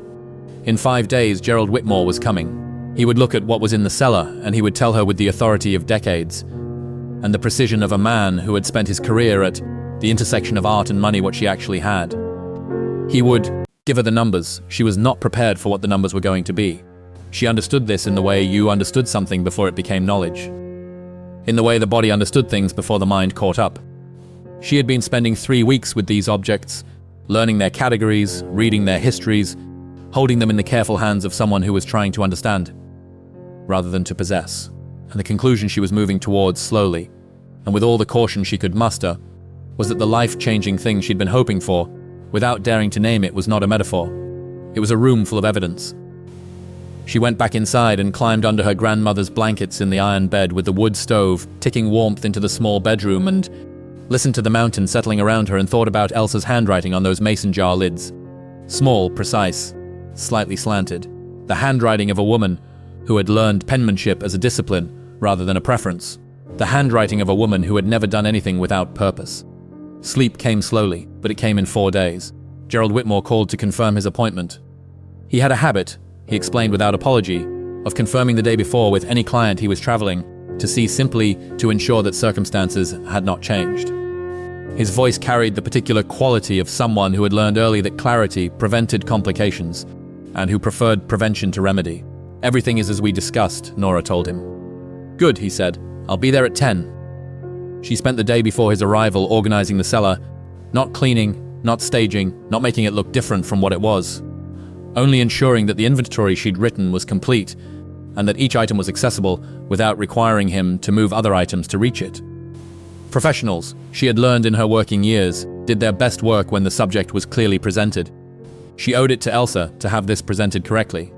She also spent part of that day climbing to the rear of the property. She'd been thinking about the survey notation since she found it. Secondary structure rear parcel survey mark R7. She'd been putting it off for 3 weeks in the way you put off something that might change your understanding of a situation you were still assembling. But the evening before Gerald Whitmore's arrival felt like the right time. While there was still enough of the afternoon light left to navigate the wooded hillside at the back of the property, she found the survey marker, a metal pin driven into the ground at the edge of a natural clearing in the trees about 300 wide from the cabin. The clearing was irregular, shaped by the trees around it rather than by any human design, and at its center, almost invisible under 20 years of encroaching brush and vine, was a structure. Not a shed, not a lianto, not anything as casual as that. A building small, perhaps 12 feet by 15, built from the same dress stone as the cabin's foundation, with a door that was still plumb in its frame, after however many years it had been standing here without being opened. The door was locked with a padlock, heavy iron, different from the lock on the cabin's front door, and older, and secured with the kind of deliberateness that suggested it had not been placed there casually. She stood at the edge of the clearing and looked at the building in the fading afternoon light, and felt the sensation she'd been feeling all month in various intensities. The sensation of a door not yet opened, of a question not yet answered, of Elsa's lifetime of purpose not yet fully disclosed. There was a key for it. She was sure of that much. Everything Elsa had left had been designed to be found and opened and used by whoever came here, with the right combination of need and attention and patience. There would be a key somewhere in the cabin, in the cellar, in the cedar chest or the cabinet, or somewhere she hadn't thought to look. She went back down to the cabin. She had a dinner to make, and a fire to build, and an appraiser coming in the morning, and the stone building in the clearing at the back of the property would wait. It had been waiting for 20 years or more without her. It could wait one more night. She cooked on the cast iron stove, a simple meal of the kind she'd been cooking all month, the kind that required nothing except attention and heat and the willingness to be patient with things that needed time. She ate at the wooden table with the fire going and Rose's journal in front of her. Except it wasn't Rose's journal. It was Elsa's. It was her grandmother's estate files spread across the table. The letters and receipts and correspondence that told the story of 40 years of careful work. She read until her eyes were tired, and then she went to bed. She woke at 5:14 in the morning, earlier than intended, the wood stove down to embers and the bedroom cold and dark. She lay still for a moment, uncertain what had woken her. No wind, no animal sound, just the particular silence of the mountain before dawn, which was a different silence than the silence of any time of day, deeper and more complete. The silence of a world that had not yet reminded itself to move, and then she knew what had woken her. She had remembered where to find the key. She got up in the dark and pulled on her grandmother's coat and walked through the cold cabin to the kitchen area and reached into the back of the cabinet with the cast iron, the one that held the skillet and the Dutch oven and the long-handled ladle. She reached past the ladle and past the stack of pot lids and felt along the back wall of the cabinet where the wood met the interior corner, and her finger found it, a nail, and on the nail a key. She stood in the kitchen holding the key in the cold dark before dawn, the fire out and the mountain silent around her, and the cellar below the bedroom floor full of her grandmother's decades of work, and felt with absolute certainty that she was not done, that what was in the stone building at the back of the property was another room in the conversation Elsa had been having with the future for 40 years. Another part of what she'd been building and maintaining and protecting. Gerald Whitmore was coming in 5 hours. She put the key on the table where she would see it, where she would remember to take it when the time was right, and built up the fire and put the kettle on and stood at the window, watching the dark begin its slow negotiation with the dawn. The mountains came back first, the far ridge line against the slightly lighter sky. A distinction so subtle she might have missed it if she hadn't been watching carefully. Then the valley, the creek appearing as a silver thread at the bottom of the hill. Then the near trees, their bare branches resolving out of the grey like handwriting appearing on a page. She watched the day arrive and thought about what it meant to come from a woman like Elsa, to inherit not only what she'd built, but the understanding of how she'd built it. To learn through the simple act of sitting with someone's legacy long enough to read it clearly, how a life was supposed to be conducted quietly with purpose, without asking for permission or recognition or the validation of anyone who couldn't see what you were building because they had already decided it wasn't there. The kettle began to whistle. She poured her tea and carried it to the porch and stood in the cold morning air, watching the valley fully come back to itself, watching the world remember its shape. The key was in her coat pocket. The cellar was ready. Gerald Whitmore was coming. She thought about Marcus and his attorneys and the $47 and the laughing. She thought about it without anger, which surprised her. The anger had been real, and it had been warranted, and she'd carried it for months like the weight of something she'd been handed without asking. And somewhere in the past 3 weeks in the cellar, and the cold and the slow work of understanding what she'd found, she'd set it down. Not because Marcus deserved her grace, only because she needed the room it had been taking up. She needed that room for what came next. The sun cleared the eastern ridge at 7:42. She watched it arrive and felt its thin November warmth on her face and thought about Elsa coming out here, on mornings like this one, standing where she was standing, looking at what she was looking at. The same creek, the same mountains, the same bare trees making their complicated patterns against the same sky. Thinking, as she said thinking. At 9:53, a dark green sedan came slowly up the gravel drive and stopped in front of the cabin. Gerald Whitmore got out. He was older than she'd imagined from his voice, mid-70s, with the lean, careful posture of a man who had learned that attention was a physical practice. He wore a coat that was built for function rather than impression, and carried a leather case that had clearly been used for the purpose it was carrying for a very long time. He looked at the cabin, he looked at the view, he looked at Nora. "Your grandmother chose well," he said. "She did." Nora agreed. She chose everything well. She led him inside, she led him to the bedroom, she lifted the trap door. She held it open and gestured toward the steps below. And Gerald Whitmore looked down into the cellar that Elsa Patton had spent 40 years building in, secret, and he was quiet for a long moment.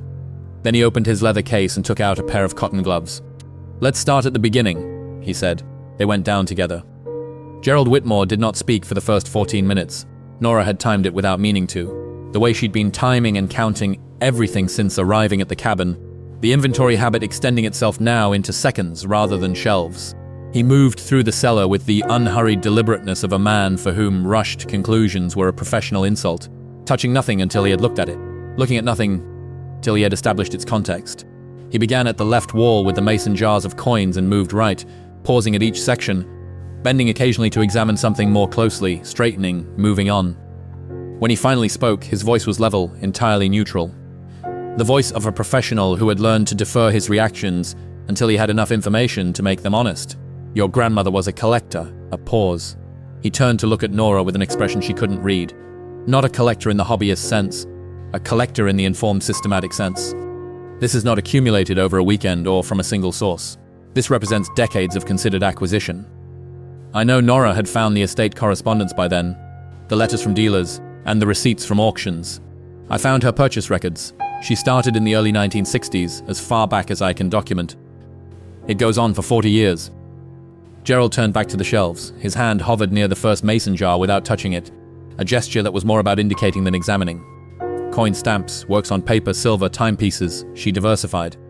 That is either instinct or knowledge, and based on the condition of what I'm seeing, I'm inclined toward knowledge. She worked at a library for 30 years. He turned again, looked at her with the same unreadable expression. Then the small corner of his mouth moved in a direction that was not quite a smile, but was its near neighbor. A librarian, of course, she was. He spent 3 hours in the cellar that morning. He did not appraise anything. He was careful to be clear about that distinction, careful to repeat it when Nora pressed. He was not here to give her numbers today. He was here to assess what categories they were dealing with and what the appropriate next steps were. Numbers required more time, more tools, more specialists for certain items. What he could give her today was an informed preliminary opinion and a direction forward. They came back upstairs at 1 in the afternoon and sat at the wooden table with the fire going and cups of tea she'd made while he was writing in his notebook. He had filled 6 pages.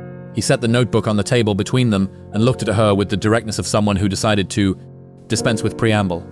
"I want to ask you something first," he said. "Go ahead. Are you in a financially difficult position right now?" She met his eyes. "Yes." He nodded as if this confirmed something he'd already understood. "Do you have any immediate debts or time-sensitive obligations that might affect how you approach this?" She told him the $47, the divorce, the couch she'd been sleeping on. She said it plainly and without self-pity, because self-pity was not a posture that produced useful outcomes. And also because Gerald Whitmore seemed like a man who would take plain truth more seriously than decorated versions of it. He listened without interrupting. When she finished, he was quiet for a moment, looking at his tea. Then he said, "I want you to understand that what I tell you now is preliminary. It is not a formal valuation, and individual items could vary significantly in either direction, depending on authentication processes that take time. Do you understand that?" "Yes." He opened his notebook. "The coins," he began, "represent the most immediately quantifiable portion of what you have down there. The graded specimens in the sealed cases are already authenticated. Their grades are documented by established third-party services, and those grades carry market weight. Based on what I saw this morning, and I want to be clear that I am an estate specialist with generalist expertise, not a numismatic specialist. I would estimate the graded coin collection alone is in the range of $400,000 to $600,000 at current market. That estimate accounts for the gold pieces, the early American coinage, and the high-grade Morgan and Peace dollars. A numismatic specialist could put you at the higher end or beyond it. I would not be surprised." Nora set her mug down very carefully. "The stamps," he continued, in the same steady voice he might have used to read a weather report, "require a philatelic specialist. I am not qualified to estimate the stamps with confidence. What I can tell you is that based on the periods represented and the conditions I observed, this is not an amateur collection. If what I think I'm seeing in those trays is accurate, the stamp collection could represent a value equal to or exceeding the coins, possibly significantly exceeding. The items I believe to be from the 1840s and 1850s alone could be of substantial individual value." He turned a page in his notebook. "The works on paper require an art historian with period expertise. The silver requires a silversmith and a specialist in English hallmarks. The timepieces require a horologist. What I can tell you is that the condition of all these items as a result of the storage environment your grandmother created is exceptional.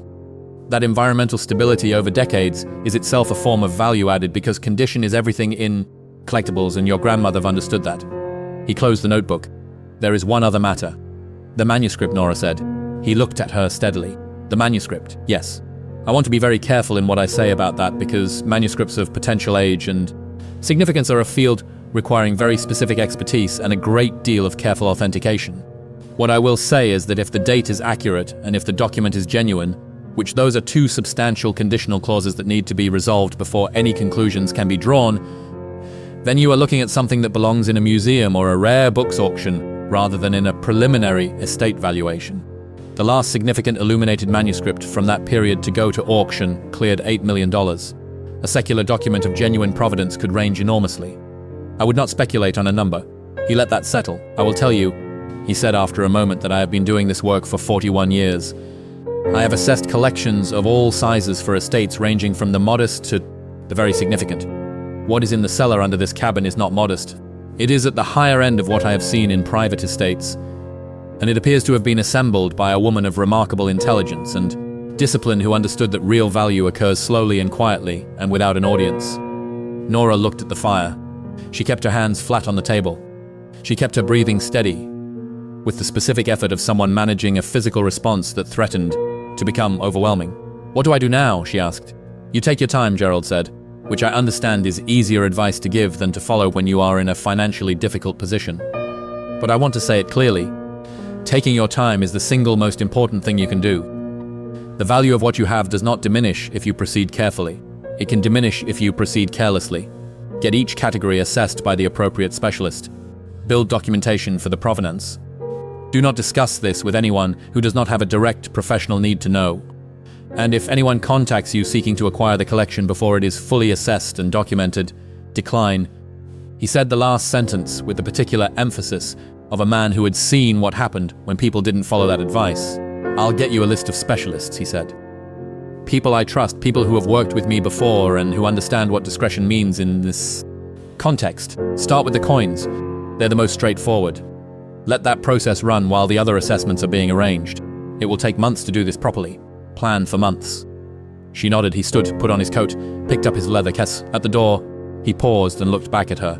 "Your grandmother," he said. "Did she know you would need this?" Nora thought about the property transfer dated the year of her marriage. About the 11 years Elsa had lived after that transfer. The 11 years during which she had said nothing, maintained the property, kept the cellar, driven the same car for 21 years. She thought about the key on the nail in the back of the cabinet. "I think," Nora said slowly, "that she was paying attention to how things were going, and she trusted that I'd eventually be ready to find it." Gerald nodded once. The compact nod of a man who found that answer sufficient. "Call me when you've worked through the coin assessment," he said. "We'll talk about next steps." She walked him to his car and watched the dark green sedan move carefully back down the gravel drive and disappear into the trees. She stood in the driveway in the November cold for a long time after the sound of the engine faded, letting the mountain settle back into its usual quiet. The creek ran in the valley. The bare trees stood in the thin sun. The stone chimney stood against the pale sky, for its $600,000 for the coins alone. She went inside and put another log on the fire and sat at the table and looked at the key she'd placed there in the morning, the key to the stone building at the back of the property. She picked it up and turned it in her fingers and thought about Elsa, who had built this over 40 years in the most deliberate silence, who had never once suggested to any member of her family that there was anything here worth coming to find. She'd driven the same car for 21 years. She'd been building this. Nora stood up, put on her coat, and walked out the back door and up the hill toward the trees, toward the rear parcel, toward whatever came next. The key was warm in her hand from the fire and from her fingers holding it. The mountain was cold and still, and holding its secrets the way it always had, the way Elsa had taught it to, with patience and without apology. She climbed toward the stone building in the clearing. The afternoon light was already beginning to angle toward the western ridge. There were maybe 2 hours of daylight left. It would be enough. The key fit the padlock perfectly, which should not have surprised her and did anyway. The way small confirmations continue to surprise her in this place where everything her grandmother had done turned out to be exactly as intended. The lock opened with a clean snap, the mechanism smooth and unresisting. Recently oiled like the hinges on the trap door, maintained by someone who understood that a door locked was only useful if a door could also be opened. Nora removed the padlock and held it in her hand for a moment, feeling its weight, then set it on the ground beside the door. The afternoon light was coming through the trees at a low angle now, the kind of light that made everything it touched look considered intentional, as if the world had arranged itself specifically for this moment. She knew that was not the case. She pushed the thought aside and put her hand on the door. She stood there for just a breath, not from fear, from the habit she'd been building all month. The habit of not rushing through thresholds she couldn't uncross. Then she pulled the door open and stepped inside. If you're enjoying this story so far, don't forget to hit the like button and subscribe. Drop a comment telling me where in the world you're watching from. I love hearing from you. The building was dark until she found the switch just inside the door. A simple toggle switch mounted to the stone wall. The light that came on was different from the bare bulb in the cellar. It was warm and even the kind of lighting that came from strips hidden behind wooden valances along the top of the walls. Indirect and diffuse. the kind specifically chosen to illuminate objects without damaging them. Someone had installed it with purpose. She had stopped being surprised that everything down here was installed with purpose. But she felt it anyway. That small shock of recognition each time Elsa's intelligence made itself visible. The building was one room like the cabin above, but nothing like the cabin in any other respect. The walls were lined not with shelving, but with a thick layer of insulation boards faced with a pale material she recognized from her research as the kind of surface used in archival storage rooms, vapor-resistant and non-reactive. The floor was sealed concrete rather than packed earth. A small dehumidifier sat in the far corner, its indicator light green running. She crossed to it and checked the water reservoir. It had been recently emptied by whom she didn't know, and she added it to the list of questions about this property that she was no longer attempting to close before she was ready. Along one wall, suspended from horizontal bars mounted at ceiling height, were canvases, not rolled, not boxed, but hung carefully in a row, each one facing the wall, each one with a backing of acid-free board held in place by padded clips. She counted them without moving. 9. She moved to the nearest one and lifted it from its bar with both hands and turned it around. It was a painting, oil on canvas, roughly 18 in Act 24. Its surface showing the particular quality of old paint that had fully cured and settled into the permanence that only time could create. The image was a landscape, a mountainous vista in the style of the American Hudson River School painters. The sky enormous and layered with light, the land below it rendered in meticulous detail. The colors was deep and clear. She looked at the lower right corner for a signature, found it there in thin brush strokes, a name she didn't immediately recognize, though it had the look of a name she should. She set it down and took out her phone and typed the name into the search bar she'd been using for 3 weeks now. The connection was weak this far from the road, but workable. The results came back slowly, loading one at a time. The painter was not famous. The painter was, as far as the internet was concerned, a minor figure from the 1870s and 1880s who had studied under one of the founding members of the Hudson River School and had produced a body of work that remained largely in private collections or in regional museums. There were auction records. She found them on the third result, a specialist fine art auction database she bookmarked 3 weeks ago. The most recent sale of this painter's work at auction had been 4 years ago, a landscape of comparable size and period in similar condition. The hammer price had been $280,000. She stood in the stone building holding her phone with a minor signature on a canvas leaning against the wall behind her, and she understood for the first time that she had not yet grasped the full scale of what her grandmother had done here. She had been approaching it from the bottom up, building her understanding piece by piece, which was the correct approach and the only approach she trusted. But it meant that each time she thought she could see the whole of it, there was more. There had always been more. Elsa had apparently operated her entire life on a scale that nobody standing next to her would have thought to look for. She checked the remaining 8 canvases. She did not rush. She gave each one the same attention, the same careful handling, the same search on her phone, standing in the quiet stone building, while the afternoon light outside moved toward the ridge and the dehumidifier ran its quiet rhythm in the corner. Of the 9 paintings, she could find auction records or gallery records for 6 of them. The values ranged from $80,000 to $460,000 for a larger canvas that turned out to be by a painter who had recently been the subject of a museum retrospective in New York, a reassessment that had driven his market up substantially from the prices his work had commanded when Elsa presumably acquired it. 2 of the remaining 3 painters she couldn't identify at all from her phone searches, which meant either they were so obscure as to have no digital record or her searches were insufficient. The 9th canvas wasn't signed entirely, which created its own set of possibilities, none of them small. She sat on the floor of the stone building with her back against the wall and her phone in her hands, and looked at the 9 paintings hanging from their bars and felt the full weight of it arrive at last. The weight she'd been carrying in pieces for 3 weeks, and which had now assembled itself into a single coherent thing. Her grandmother had spent 40 years turning a librarian's salary into a collection that, assembled here in secret and preserved with extraordinary care, was something that belonged to the world of major auction houses and museum acquisitions. She had done it without telling anyone, without asking for anyone's validation or permission or investment. She had read, researched, corresponded with dealers, attended estate sales in her region, driven to fairs and auctions on her days off, and built knowledge the way she'd built everything else in her life, methodically, patiently, and completely alone. And she had left it here for Nora, in a cabin nobody thought was worth $1. She found the journals on the back wall of the building behind the paintings in a wooden cabinet she'd Overlooked when she first came in, because the cabinet was the same pale material as the wall behind it, almost invisible. The cabinet held 6 composition notebooks, the standard black and white kind sold at every drugstore in America, arranged in chronological order according to the dates written on their covers in Elsa's precise handwriting. The first was dated 1963. The last was dated the year before Elsa died. She opened the first one, January 4th, 1963. Elsa had written, "Attended the Pendleton estate sale in Moorfield. Purchased a set of coins from the administrator for $12. Morgan silver dollars, 6 of them, condition good." The administrator knew nothing about grading. I said nothing useful to disabuse him of his assessment. This felt dishonest. And then I decided it was not dishonest, only accurate. He set the price. I paid it. Nora read this twice. Then she sat with it for a moment. Feeling Elsa's voice come through the ink, the way her grandmother's voice had always operated, direct and a little dry and entirely certain about the difference between honesty and obligation, she kept reading. The journals were not dramatic. They were not written for an audience or for posterity, or for any purpose other than the one Elsa's stated explicitly in the second entry. I need to keep records or I will lose track of what I have and what I paid for it and what I believe it is worth. Records are how you know things over time. They are more reliable than memory and considerably cheaper than lawyers. 40 years of records.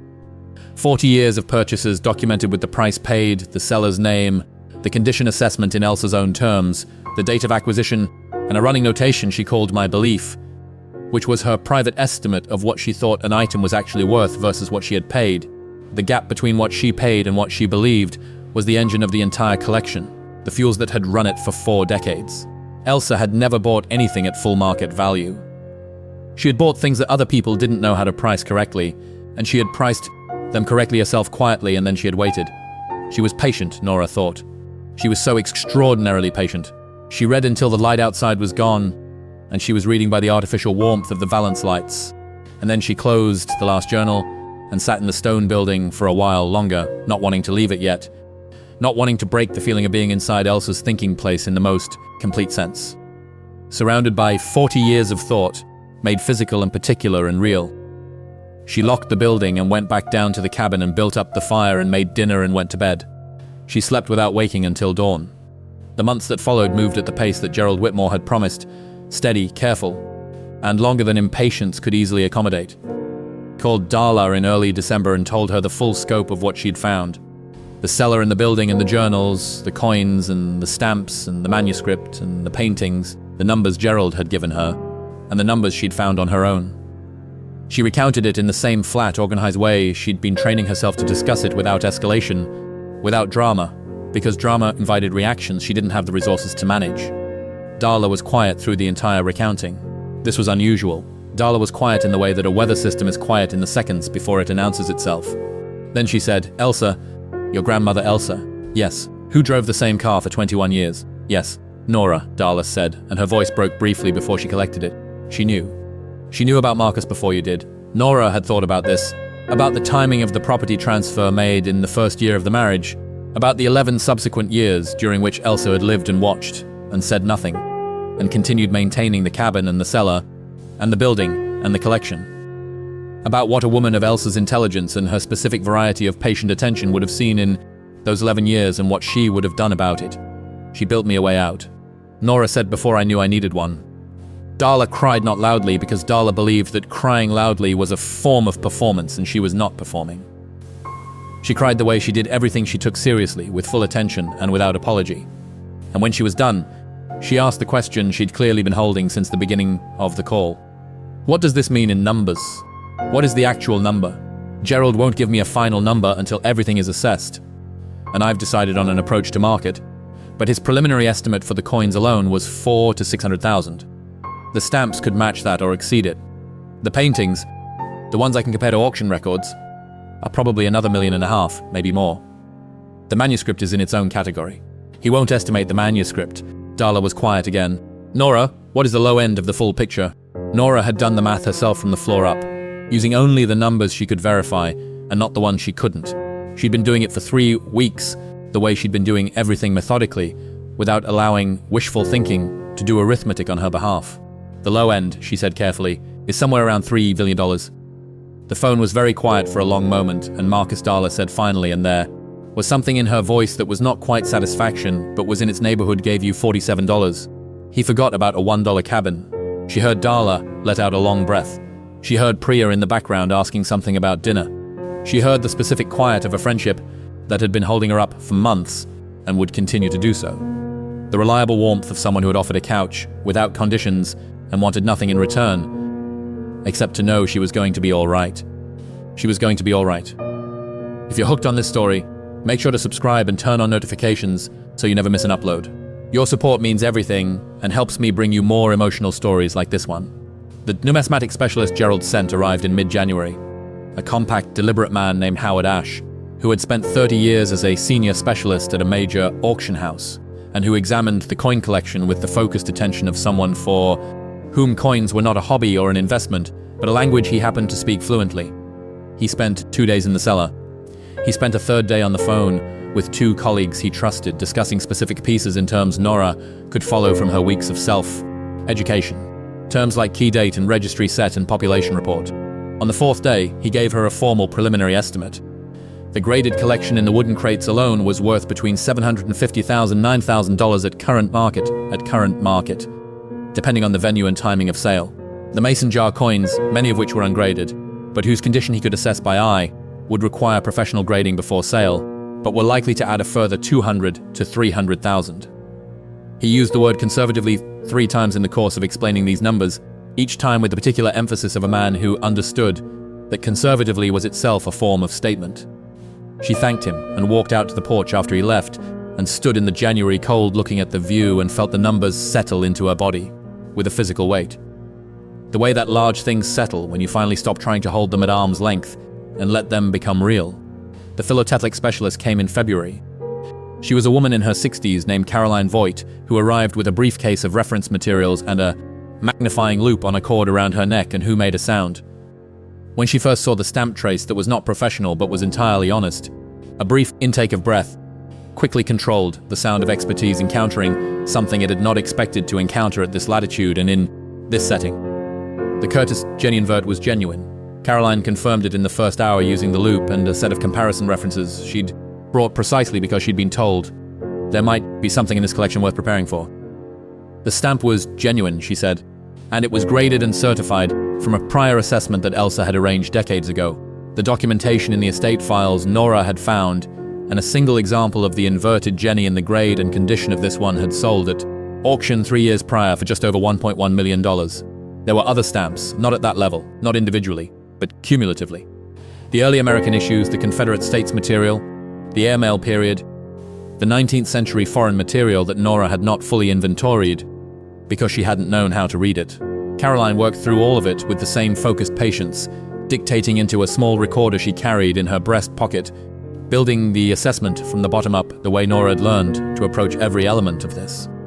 The full stamp collection, Caroline told her 3 days later, sitting at the same wooden table where Gerald had sat with the same fire burning in the same stone fireplace and a cup of the same tea, was her preliminary estimate of between $1.44 and $1.9 million in total. The numbers were accumulating in Nora's notebook, the way they'd accumulated in Elsa's journals. She kept her own running tally in the back of the notebook, updating it after each specialist visit. Each figure entered in the same small, precise handwriting she'd been cultivating in the months since she'd arrived here, as if proximity to Elsa's exactness had transferred itself through the act of living in her place. The silver went to a specialist in Richmond, who drove up on a Saturday in March, assessed the tea service and the flaitier and the objects in a single morning, and identified the maker's marks as belonging to a London silversmith active in the 1780s and 1790s whose work appeared in major museum collections.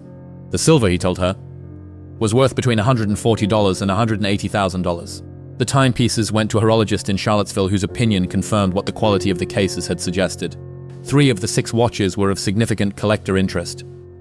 Their makers' names well established in the horological world, their condition exceptional. The 3 significant pieces were worth, he estimated, between $90,000 and $130,000 combined. The paintings took the longest because the question of attribution required the most careful work. An art historian Gerald had recommended, a woman named Dr. Patricia Morrow, who held a position at a university in Maryland and who specialized in American art of the 19th and early 20th centuries, came to the stone building and spent 4 days examining the canvases with an intensity that excluded conversation, emerging each evening to eat the dinner Nora made and discuss what she'd seen. The two unsigned canvases were her primary focus. She had brought samples of comparative materials, photographs of attributed works, analyses of paint composition from a laboratory she used for authentication questions. On the fifth day, she came to the kitchen table with notes she'd clearly written at length and delivered her assessment in the careful caveat-heavy language of an academic who understood that certainty and attribution was rarely available and had learned to say exactly what she could and could not confirm. 6 of the 9 canvases she could attribute with confidence. She said for to named minor masters of the period whose recent market performance was documented 2 to a single artist whose retrospective had driven the market substantially. Those 2 alone were worth at current prices between $800, $0 and $1.2 million combined. The attribution was strong. She could write it up in terms that a major auction house would accept. The remaining 3 were more complicated. One she could not attribute at all, and recommended they treat as a work of uncertain authorship until further research could be done. One she believed was attributable to a well-documented artist, but the evidence required additional technical analysis she would need laboratory support to complete. The 9th canvas, the unsigned one, was the reason she had stayed 5 days instead of 3. She set a folder on the table and opened it to a photograph. "This is a documented work by the same hand," she said. She turned to another photograph. "This is what I believe you have. The compositional similarities, the paint handling, the support material, the Providence Trail in your grandmother's purchase records, which indicate she acquired this from an estate sale in 1977, where it was listed as an signed work in the manner of the American school. It would not have sold for much. Nothing about what was known at the time would have suggested what I believe this is." "What do you believe it is?" Nora asked. Dr. Morrow looked at her steadily. "I believe it is an early work by a painter who was largely unknown in 1977 and who is not unknown now. If the technical analysis confirms my attribution, and I have arranged for that analysis to proceed next month at my university's conservation laboratory, this canvas is worth between $2 and $3 million at current Octimug. This is..." Dr. Morrow said, "The attribution has to be confirmed. I am giving you my professional opinion pinning that confirmation. I understand your grandmother bought it for," she checked her notes, "$14 at a church estate sale in the Shenandoah Valley. She wrote in her journal that she bought it because the light in it reminded her of the view from the porch." Nora looked at the window at the view her grandmother had chosen this place for, the valley and the creek and the mountains in their layers going blue and gray against the sky. "She kept building things," Nora said quietly. Even when she wasn't trying, Dr. Morrow looked at her for a moment with an expression that had moved beyond professional. "The view," she said, "is remarkable. The manuscript was last. Gerald had been careful, patient, deliberate about who he recommended for it, making calls over the course of 3 months before he identified the right combination of expertise and discretion. The scholar he sent was a paleographer from a university in Virginia, a quiet man named Dr. Emil Brandt, who had spent his career studying documents from the early modern period and who had been in correspondence with Gerald about the item's general characteristics before he came. He stayed for 6 days. He took the manuscript to the university under an agreement Nora had reviewed with an attorney before she allowed it to leave the property. It would be examined under controlled conditions, documented photographically, tested for paper and ink composition using non-invasive methods, and returned within 30 days. She kept copies of everything. She trusted the process because Gerald vouched for it, and because trust, she was learning to distinguish again, was not the same as naivety. Trust with documentation was due diligence. Naivety was trust without it. Dr. Brandt returned with the manuscript and with a written report 32 pages long. He sat at the kitchen table with Nora and went through it section by section in the quiet, unhurried way of a scholar who had learned that the most important information deserved the most care in its delivery. The manuscript was genuine. The paper and ink analyses were consistent with production in the first quarter of the 16th century. The range centering on 1515 to 1530, consistent with the date inscribed on the first page. The script was identified as a skilled chancery hand used in German-speaking regions of the Holy Roman Empire during this period. The text was a secular one, a travel account written by a merchant describing a journey through the Eastern Mediterranean. It was not an illuminated manuscript in the traditional sense, but it was decorated with marginal annotations and small pin drawings of the places described that were of genuine art historical interest. The provenance was partial. He had been able to trace the manuscript's history back to a Swiss private collection from which it had apparently dispersed after the Second World War, a period during which many such documents changed hands through routes that were difficult to reconstruct.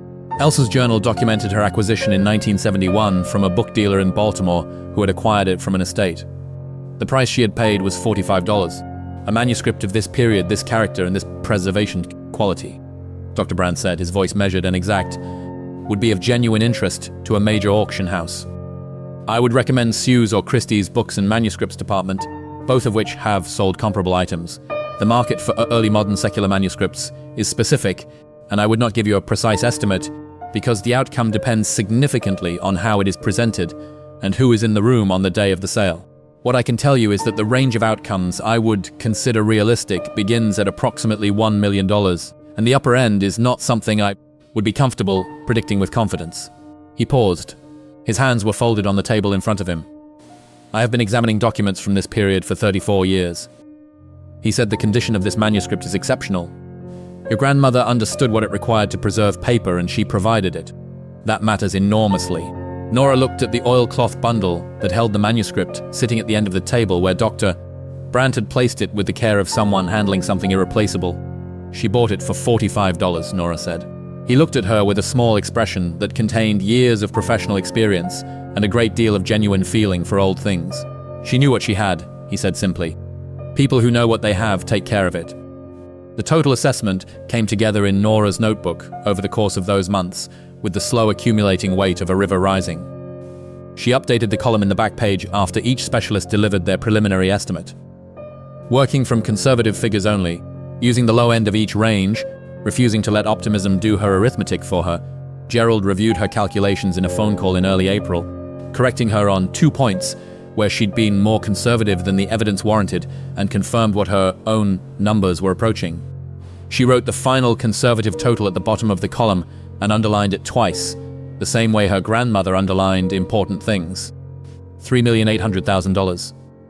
Conservative before the manuscript's auction result and before the attribution of the 9th painting was confirmed. If both of those resolved favorably, and Dr. Brandt and Dr. Morrow both believe they would, the total would exceed $6 million, perhaps considerably. Marcus learned about the collection in March, not from Nora, and not through any channel she deliberately opened. She didn't know exactly how he learned.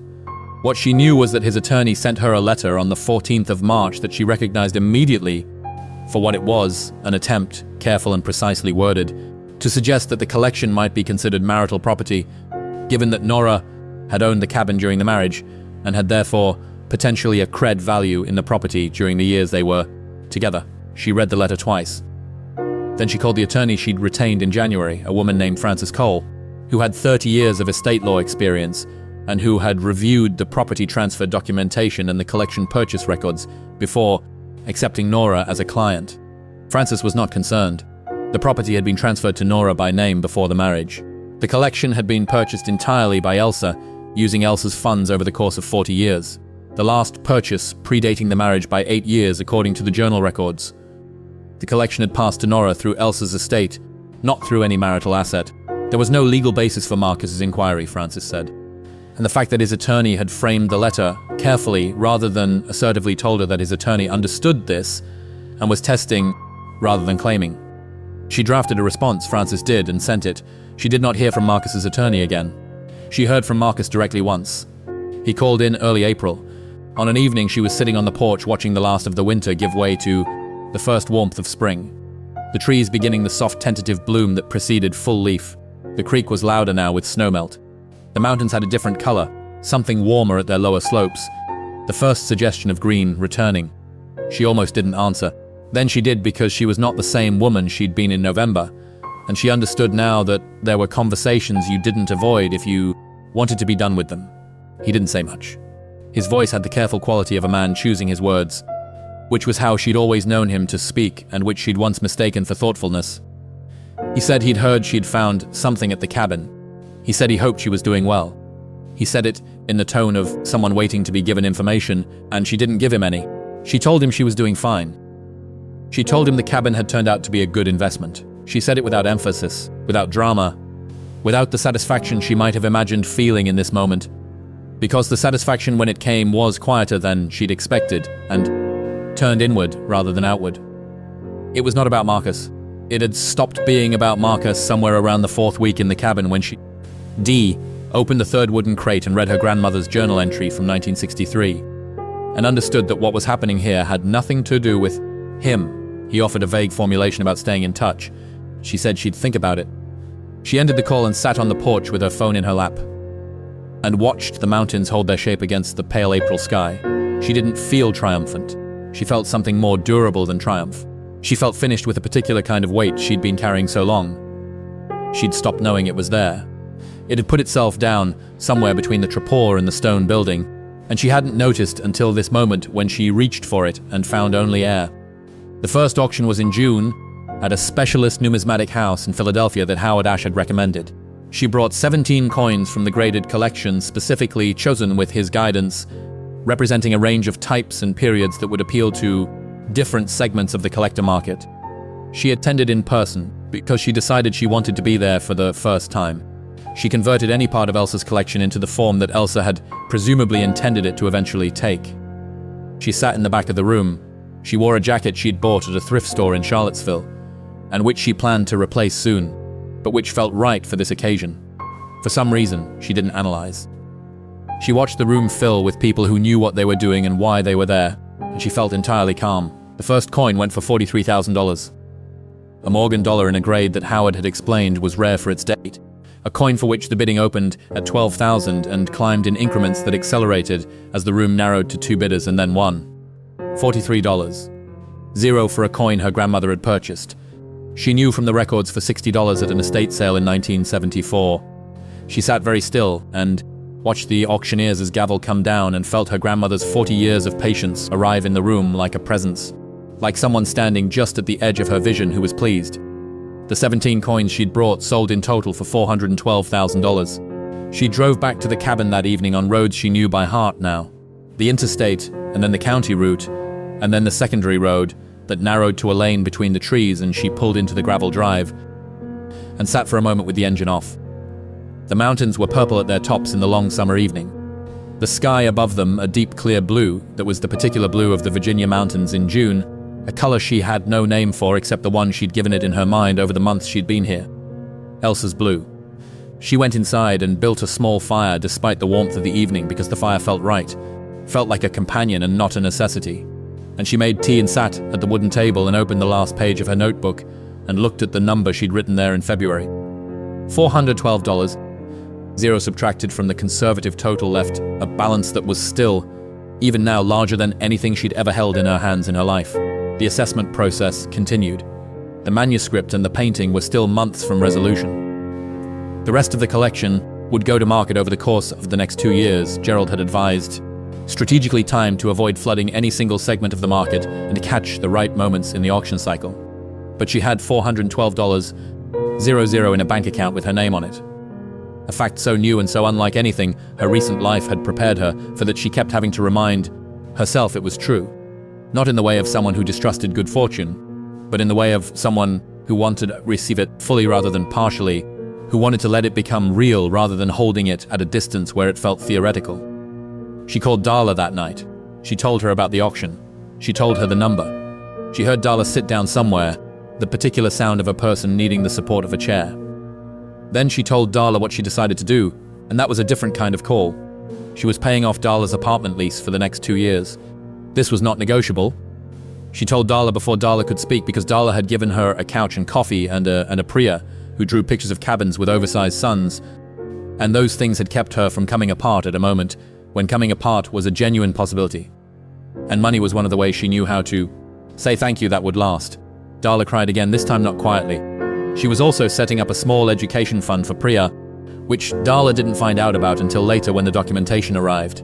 She hired a contractor to properly restore the cabin. Not to improve it, not to modernize it or make it into something it wasn't, but to fix what time had done to what Elsa had built, replace the section of shingles that the moss had won, reset the porch, refinish the floors, properly insulate the bedroom where the stovepipe needed to be reseeded. She was particular about what she asked for. She showed the contractor photographs of the cabin as she'd found it, and told him she wanted the cabin to look like someone had been taking care of it for a long time, which it had been and which she intended to continue. She had not decided yet whether to sell the collection entirely or to keep portions of it. The coins would be sold gradually, as Howard recommended. The stamps would go to a major philatelic auction in the fall. The silver and the timepieces she would sell in the spring at a venue Caroline, and Gerald agreed was appropriate for the quality of what she had. The manuscript she was in conversation with the museum about a possible institutional acquisition which would produce a different kind of result than an open auction, and which Dr. Brandt felt was the appropriate context for the document given its historical character. The 9th painting was confirmed in September. Dr. Mororo called her on a Tuesday morning in early fall, her voice carrying the careful restraint of someone who'd been holding something large for a long time and was releasing it slowly. "The attribution is confirmed," she said. "The technical analysis and the additional comparative research I've done over the summer support the attribution fully. I've written it up and I'm confident in presenting it to a major auction house." Nora was standing on the porch when the call came. The mountains were doing the thing they did in September, going gold and orange at the lower slopes, while the sky behind them went impossibly clear and deep. The creek was audible in the valley, its September voice different from summer, lower and more deliberate. "What are we talking about?" Nora asked. "I consulted with the college scouts last week. Preliminary informal 2.3 to 2.8 million, she said, based on comparable sales in the past 18 months. If the market is favorable on the day, it could go higher." Nora stood on the porch and looked at the view her grandmother had chosen this place for. The view that had reminded Elsa of the light in a painting she'd found at a church estate sale for $14. A painting she'd lived with in a stone building on a hill in Virginia for over 30 years, and whose light she'd carried with her every time she looked out at these mountains. She built things even when she wasn't trying. Nora had said to Dr. Mororo in April. She understood now what she'd meant. Elsa hadn't been trying to build a collection worth millions. She'd been paying attention to value, to care, to the simple practice of looking at the world closely enough to see what it actually contained rather than what people said it was worth. The money was the consequence of the attention, not the goal. The goal had always been something else. Something that Nora understood now the way she understood. The view from the porch, not as information, but as knowledge that lived in the body, in the chest, in the way you breathed when you stood at the edge of a mountain valley on a clear September morning and felt the cold coming off the hills. The goal had been to prove that a life lived carefully and on its own terms without permission or validation or anyone telling you what you were allowed to want was a life that accumulated. That the things you built in the quiet, the things you learned and preserved and maintained when no one was watching were real. That they lasted, that they mattered in the end in a way that other things did not. Nora had the final total written in her notebook by November, a full year after she'd driven up the gravel drive in Darla's Honda and found the cabin standing in the November light. The conservative total had been 3.8 million. The confirmed total, with the painting attribution and the museum's offer for the manuscript accepted, and the first rounds of auction complete, was just over $6 million. Gerald told her the remaining collection to be sold over the next 18 months was likely to bring the final number to somewhere between 7 and 8 million depending on timing and market conditions. She read it a few times. Then she closed the notebook and went and stood on the porch. She was not the same person who had signed the divorce papers with $47 in her account. She understood that without sentimentality, the way you understood things that were simply true, the money had changed her circumstances. What had changed her was the year of the fire and the cellar and the journals and the specialists and the slow, careful work of learning what she had and what it meant. The year of understanding that her grandmother had built her a way out before she knew she needed one and had trusted her to find it. She had found it. She had found it the way Elsa had built it, alone, carefully, without rushing. The key to the stone building was on a hook by the back door now, where she'd hung it in January when she'd stopped needing to search for it. She looked at it in passing sometimes, the old iron heavy with its particular weight, and thought about what Elsa had felt when she locked it.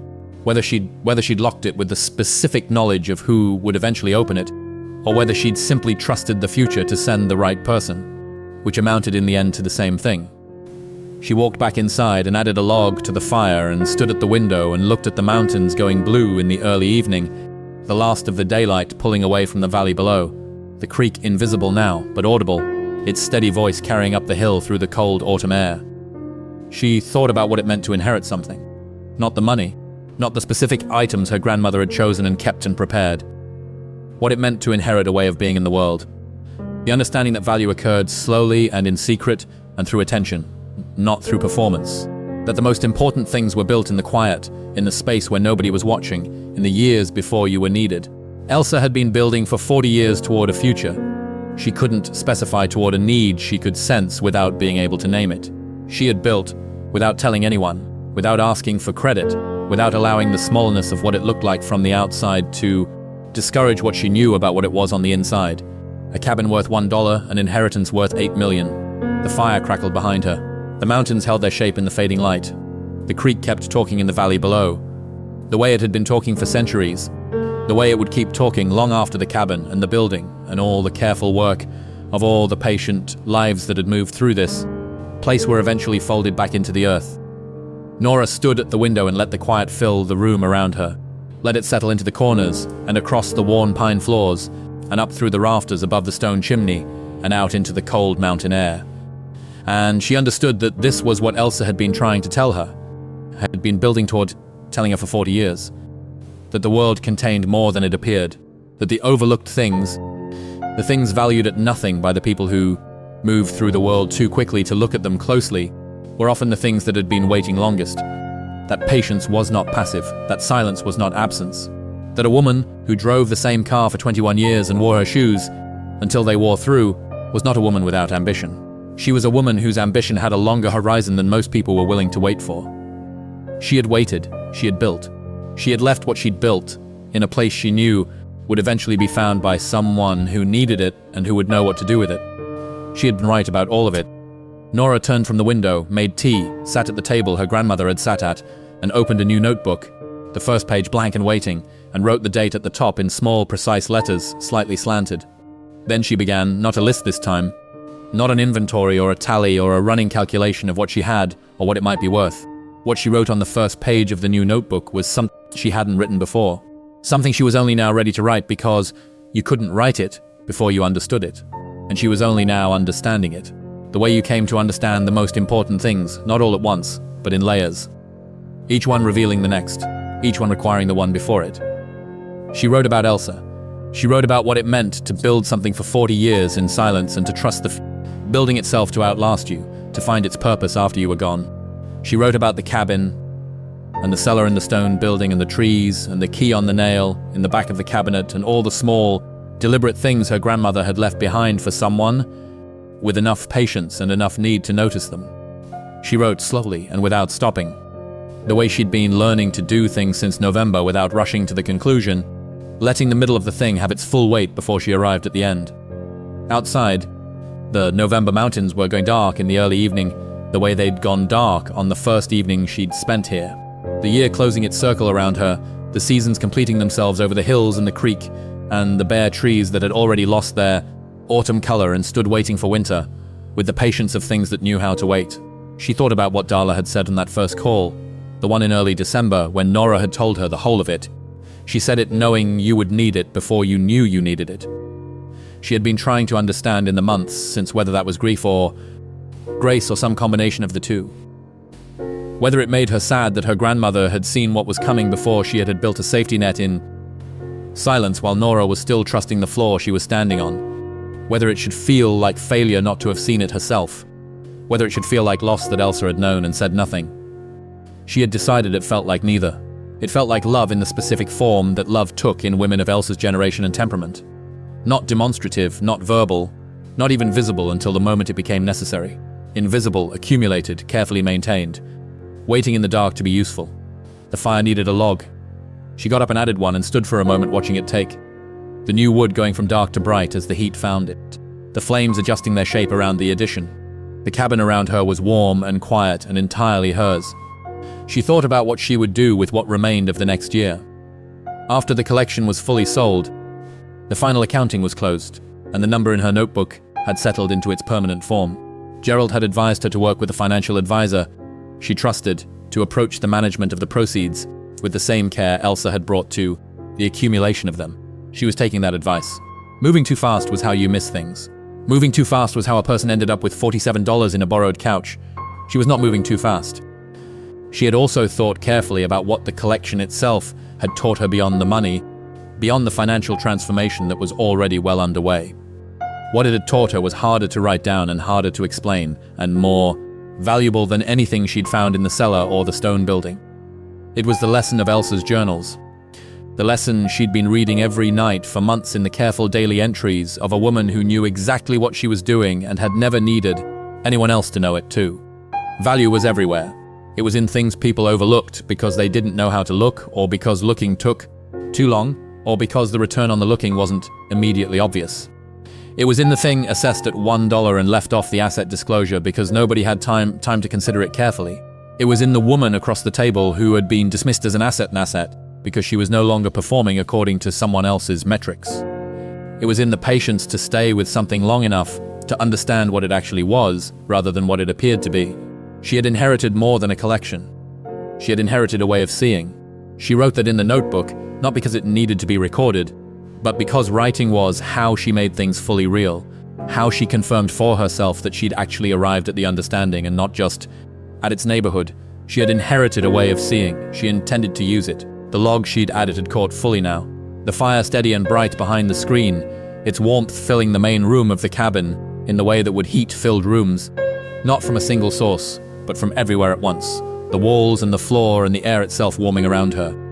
She sat at the table until the notebook page was full, and then she sat down the pen and looked at what she'd written. The handwriting was small and precise and slightly slanted. She had not noticed when that had happened, but somewhere in the months of living in Elsa's place and handling Elsa's things and reading Elsa's journals, her handwriting had become something it had never been before. Something that looked, when she held the page at a distance and saw it without trying to read it, like the handwriting of a woman who had learned penmanship as a discipline rather than a preference. She closed the notebook. She put it on the shelf above the table where she kept the other notebooks she'd filled over the course of the year, the inventory notebooks and the research notebooks and the planning notebooks. A row of them now, the record of a year spent understanding what she had. Then she put on her grandmother's coat and went out to the porch. The night was cold and clear, the sky enormous and bright with stars. The Milky Way a sweep of light across the southern sky that she'd been watching for a year now, and which still stopped her the same way it had stopped her the first night. The creek was there in the valley below, its voice steady and patient, and without any sense of urgency. A sound that had been running through these mountains for longer than anyone could imagine. She stood on the porch in the cold with her hands in the pockets of Elsa's coat and felt the mountain hold her still, the way it held everything still, the way it had been holding Elsa still in all the years she'd stood in this exact spot, looking at this exact sky. Elsa had been right about this place, about what it gave you if you let it. The thing that was harder to name than any of the things in the cellar or the building, harder to document or value or sell at auction, the thing that couldn't be put in a mason jar or a sealed case or an acid-free box, and which was therefore the most important thing of all, the quiet, the view, the creek, the particular, irreplaceable education of standing alone in the dark in a place that belonged to you. Looking at something so large it made your own life feel both small and entirely sufficient, both temporary and completely worth the trouble. She stood there for a long time, not thinking exactly, not planning or calculating or inventing the next step, just being where she was, in the dark and the cold and the starlight. In the cabin her grandmother had called her thinking place. In the year that had changed everything, in the life that was beginning now from the ground up, built on the foundation that Elsa had been laying for 40 years in the quiet. Then she went inside. She added a final log to the fire. She made tea. She sat at the table and opened the notebook to the last page she'd written on, and read it once carefully, the way her grandmother had read things. Thank you so much for watching until the end. If you love this story, check out the other videos on your screen now. I think you'll really enjoy them. And don't forget to subscribe if you haven't already. See you in the next.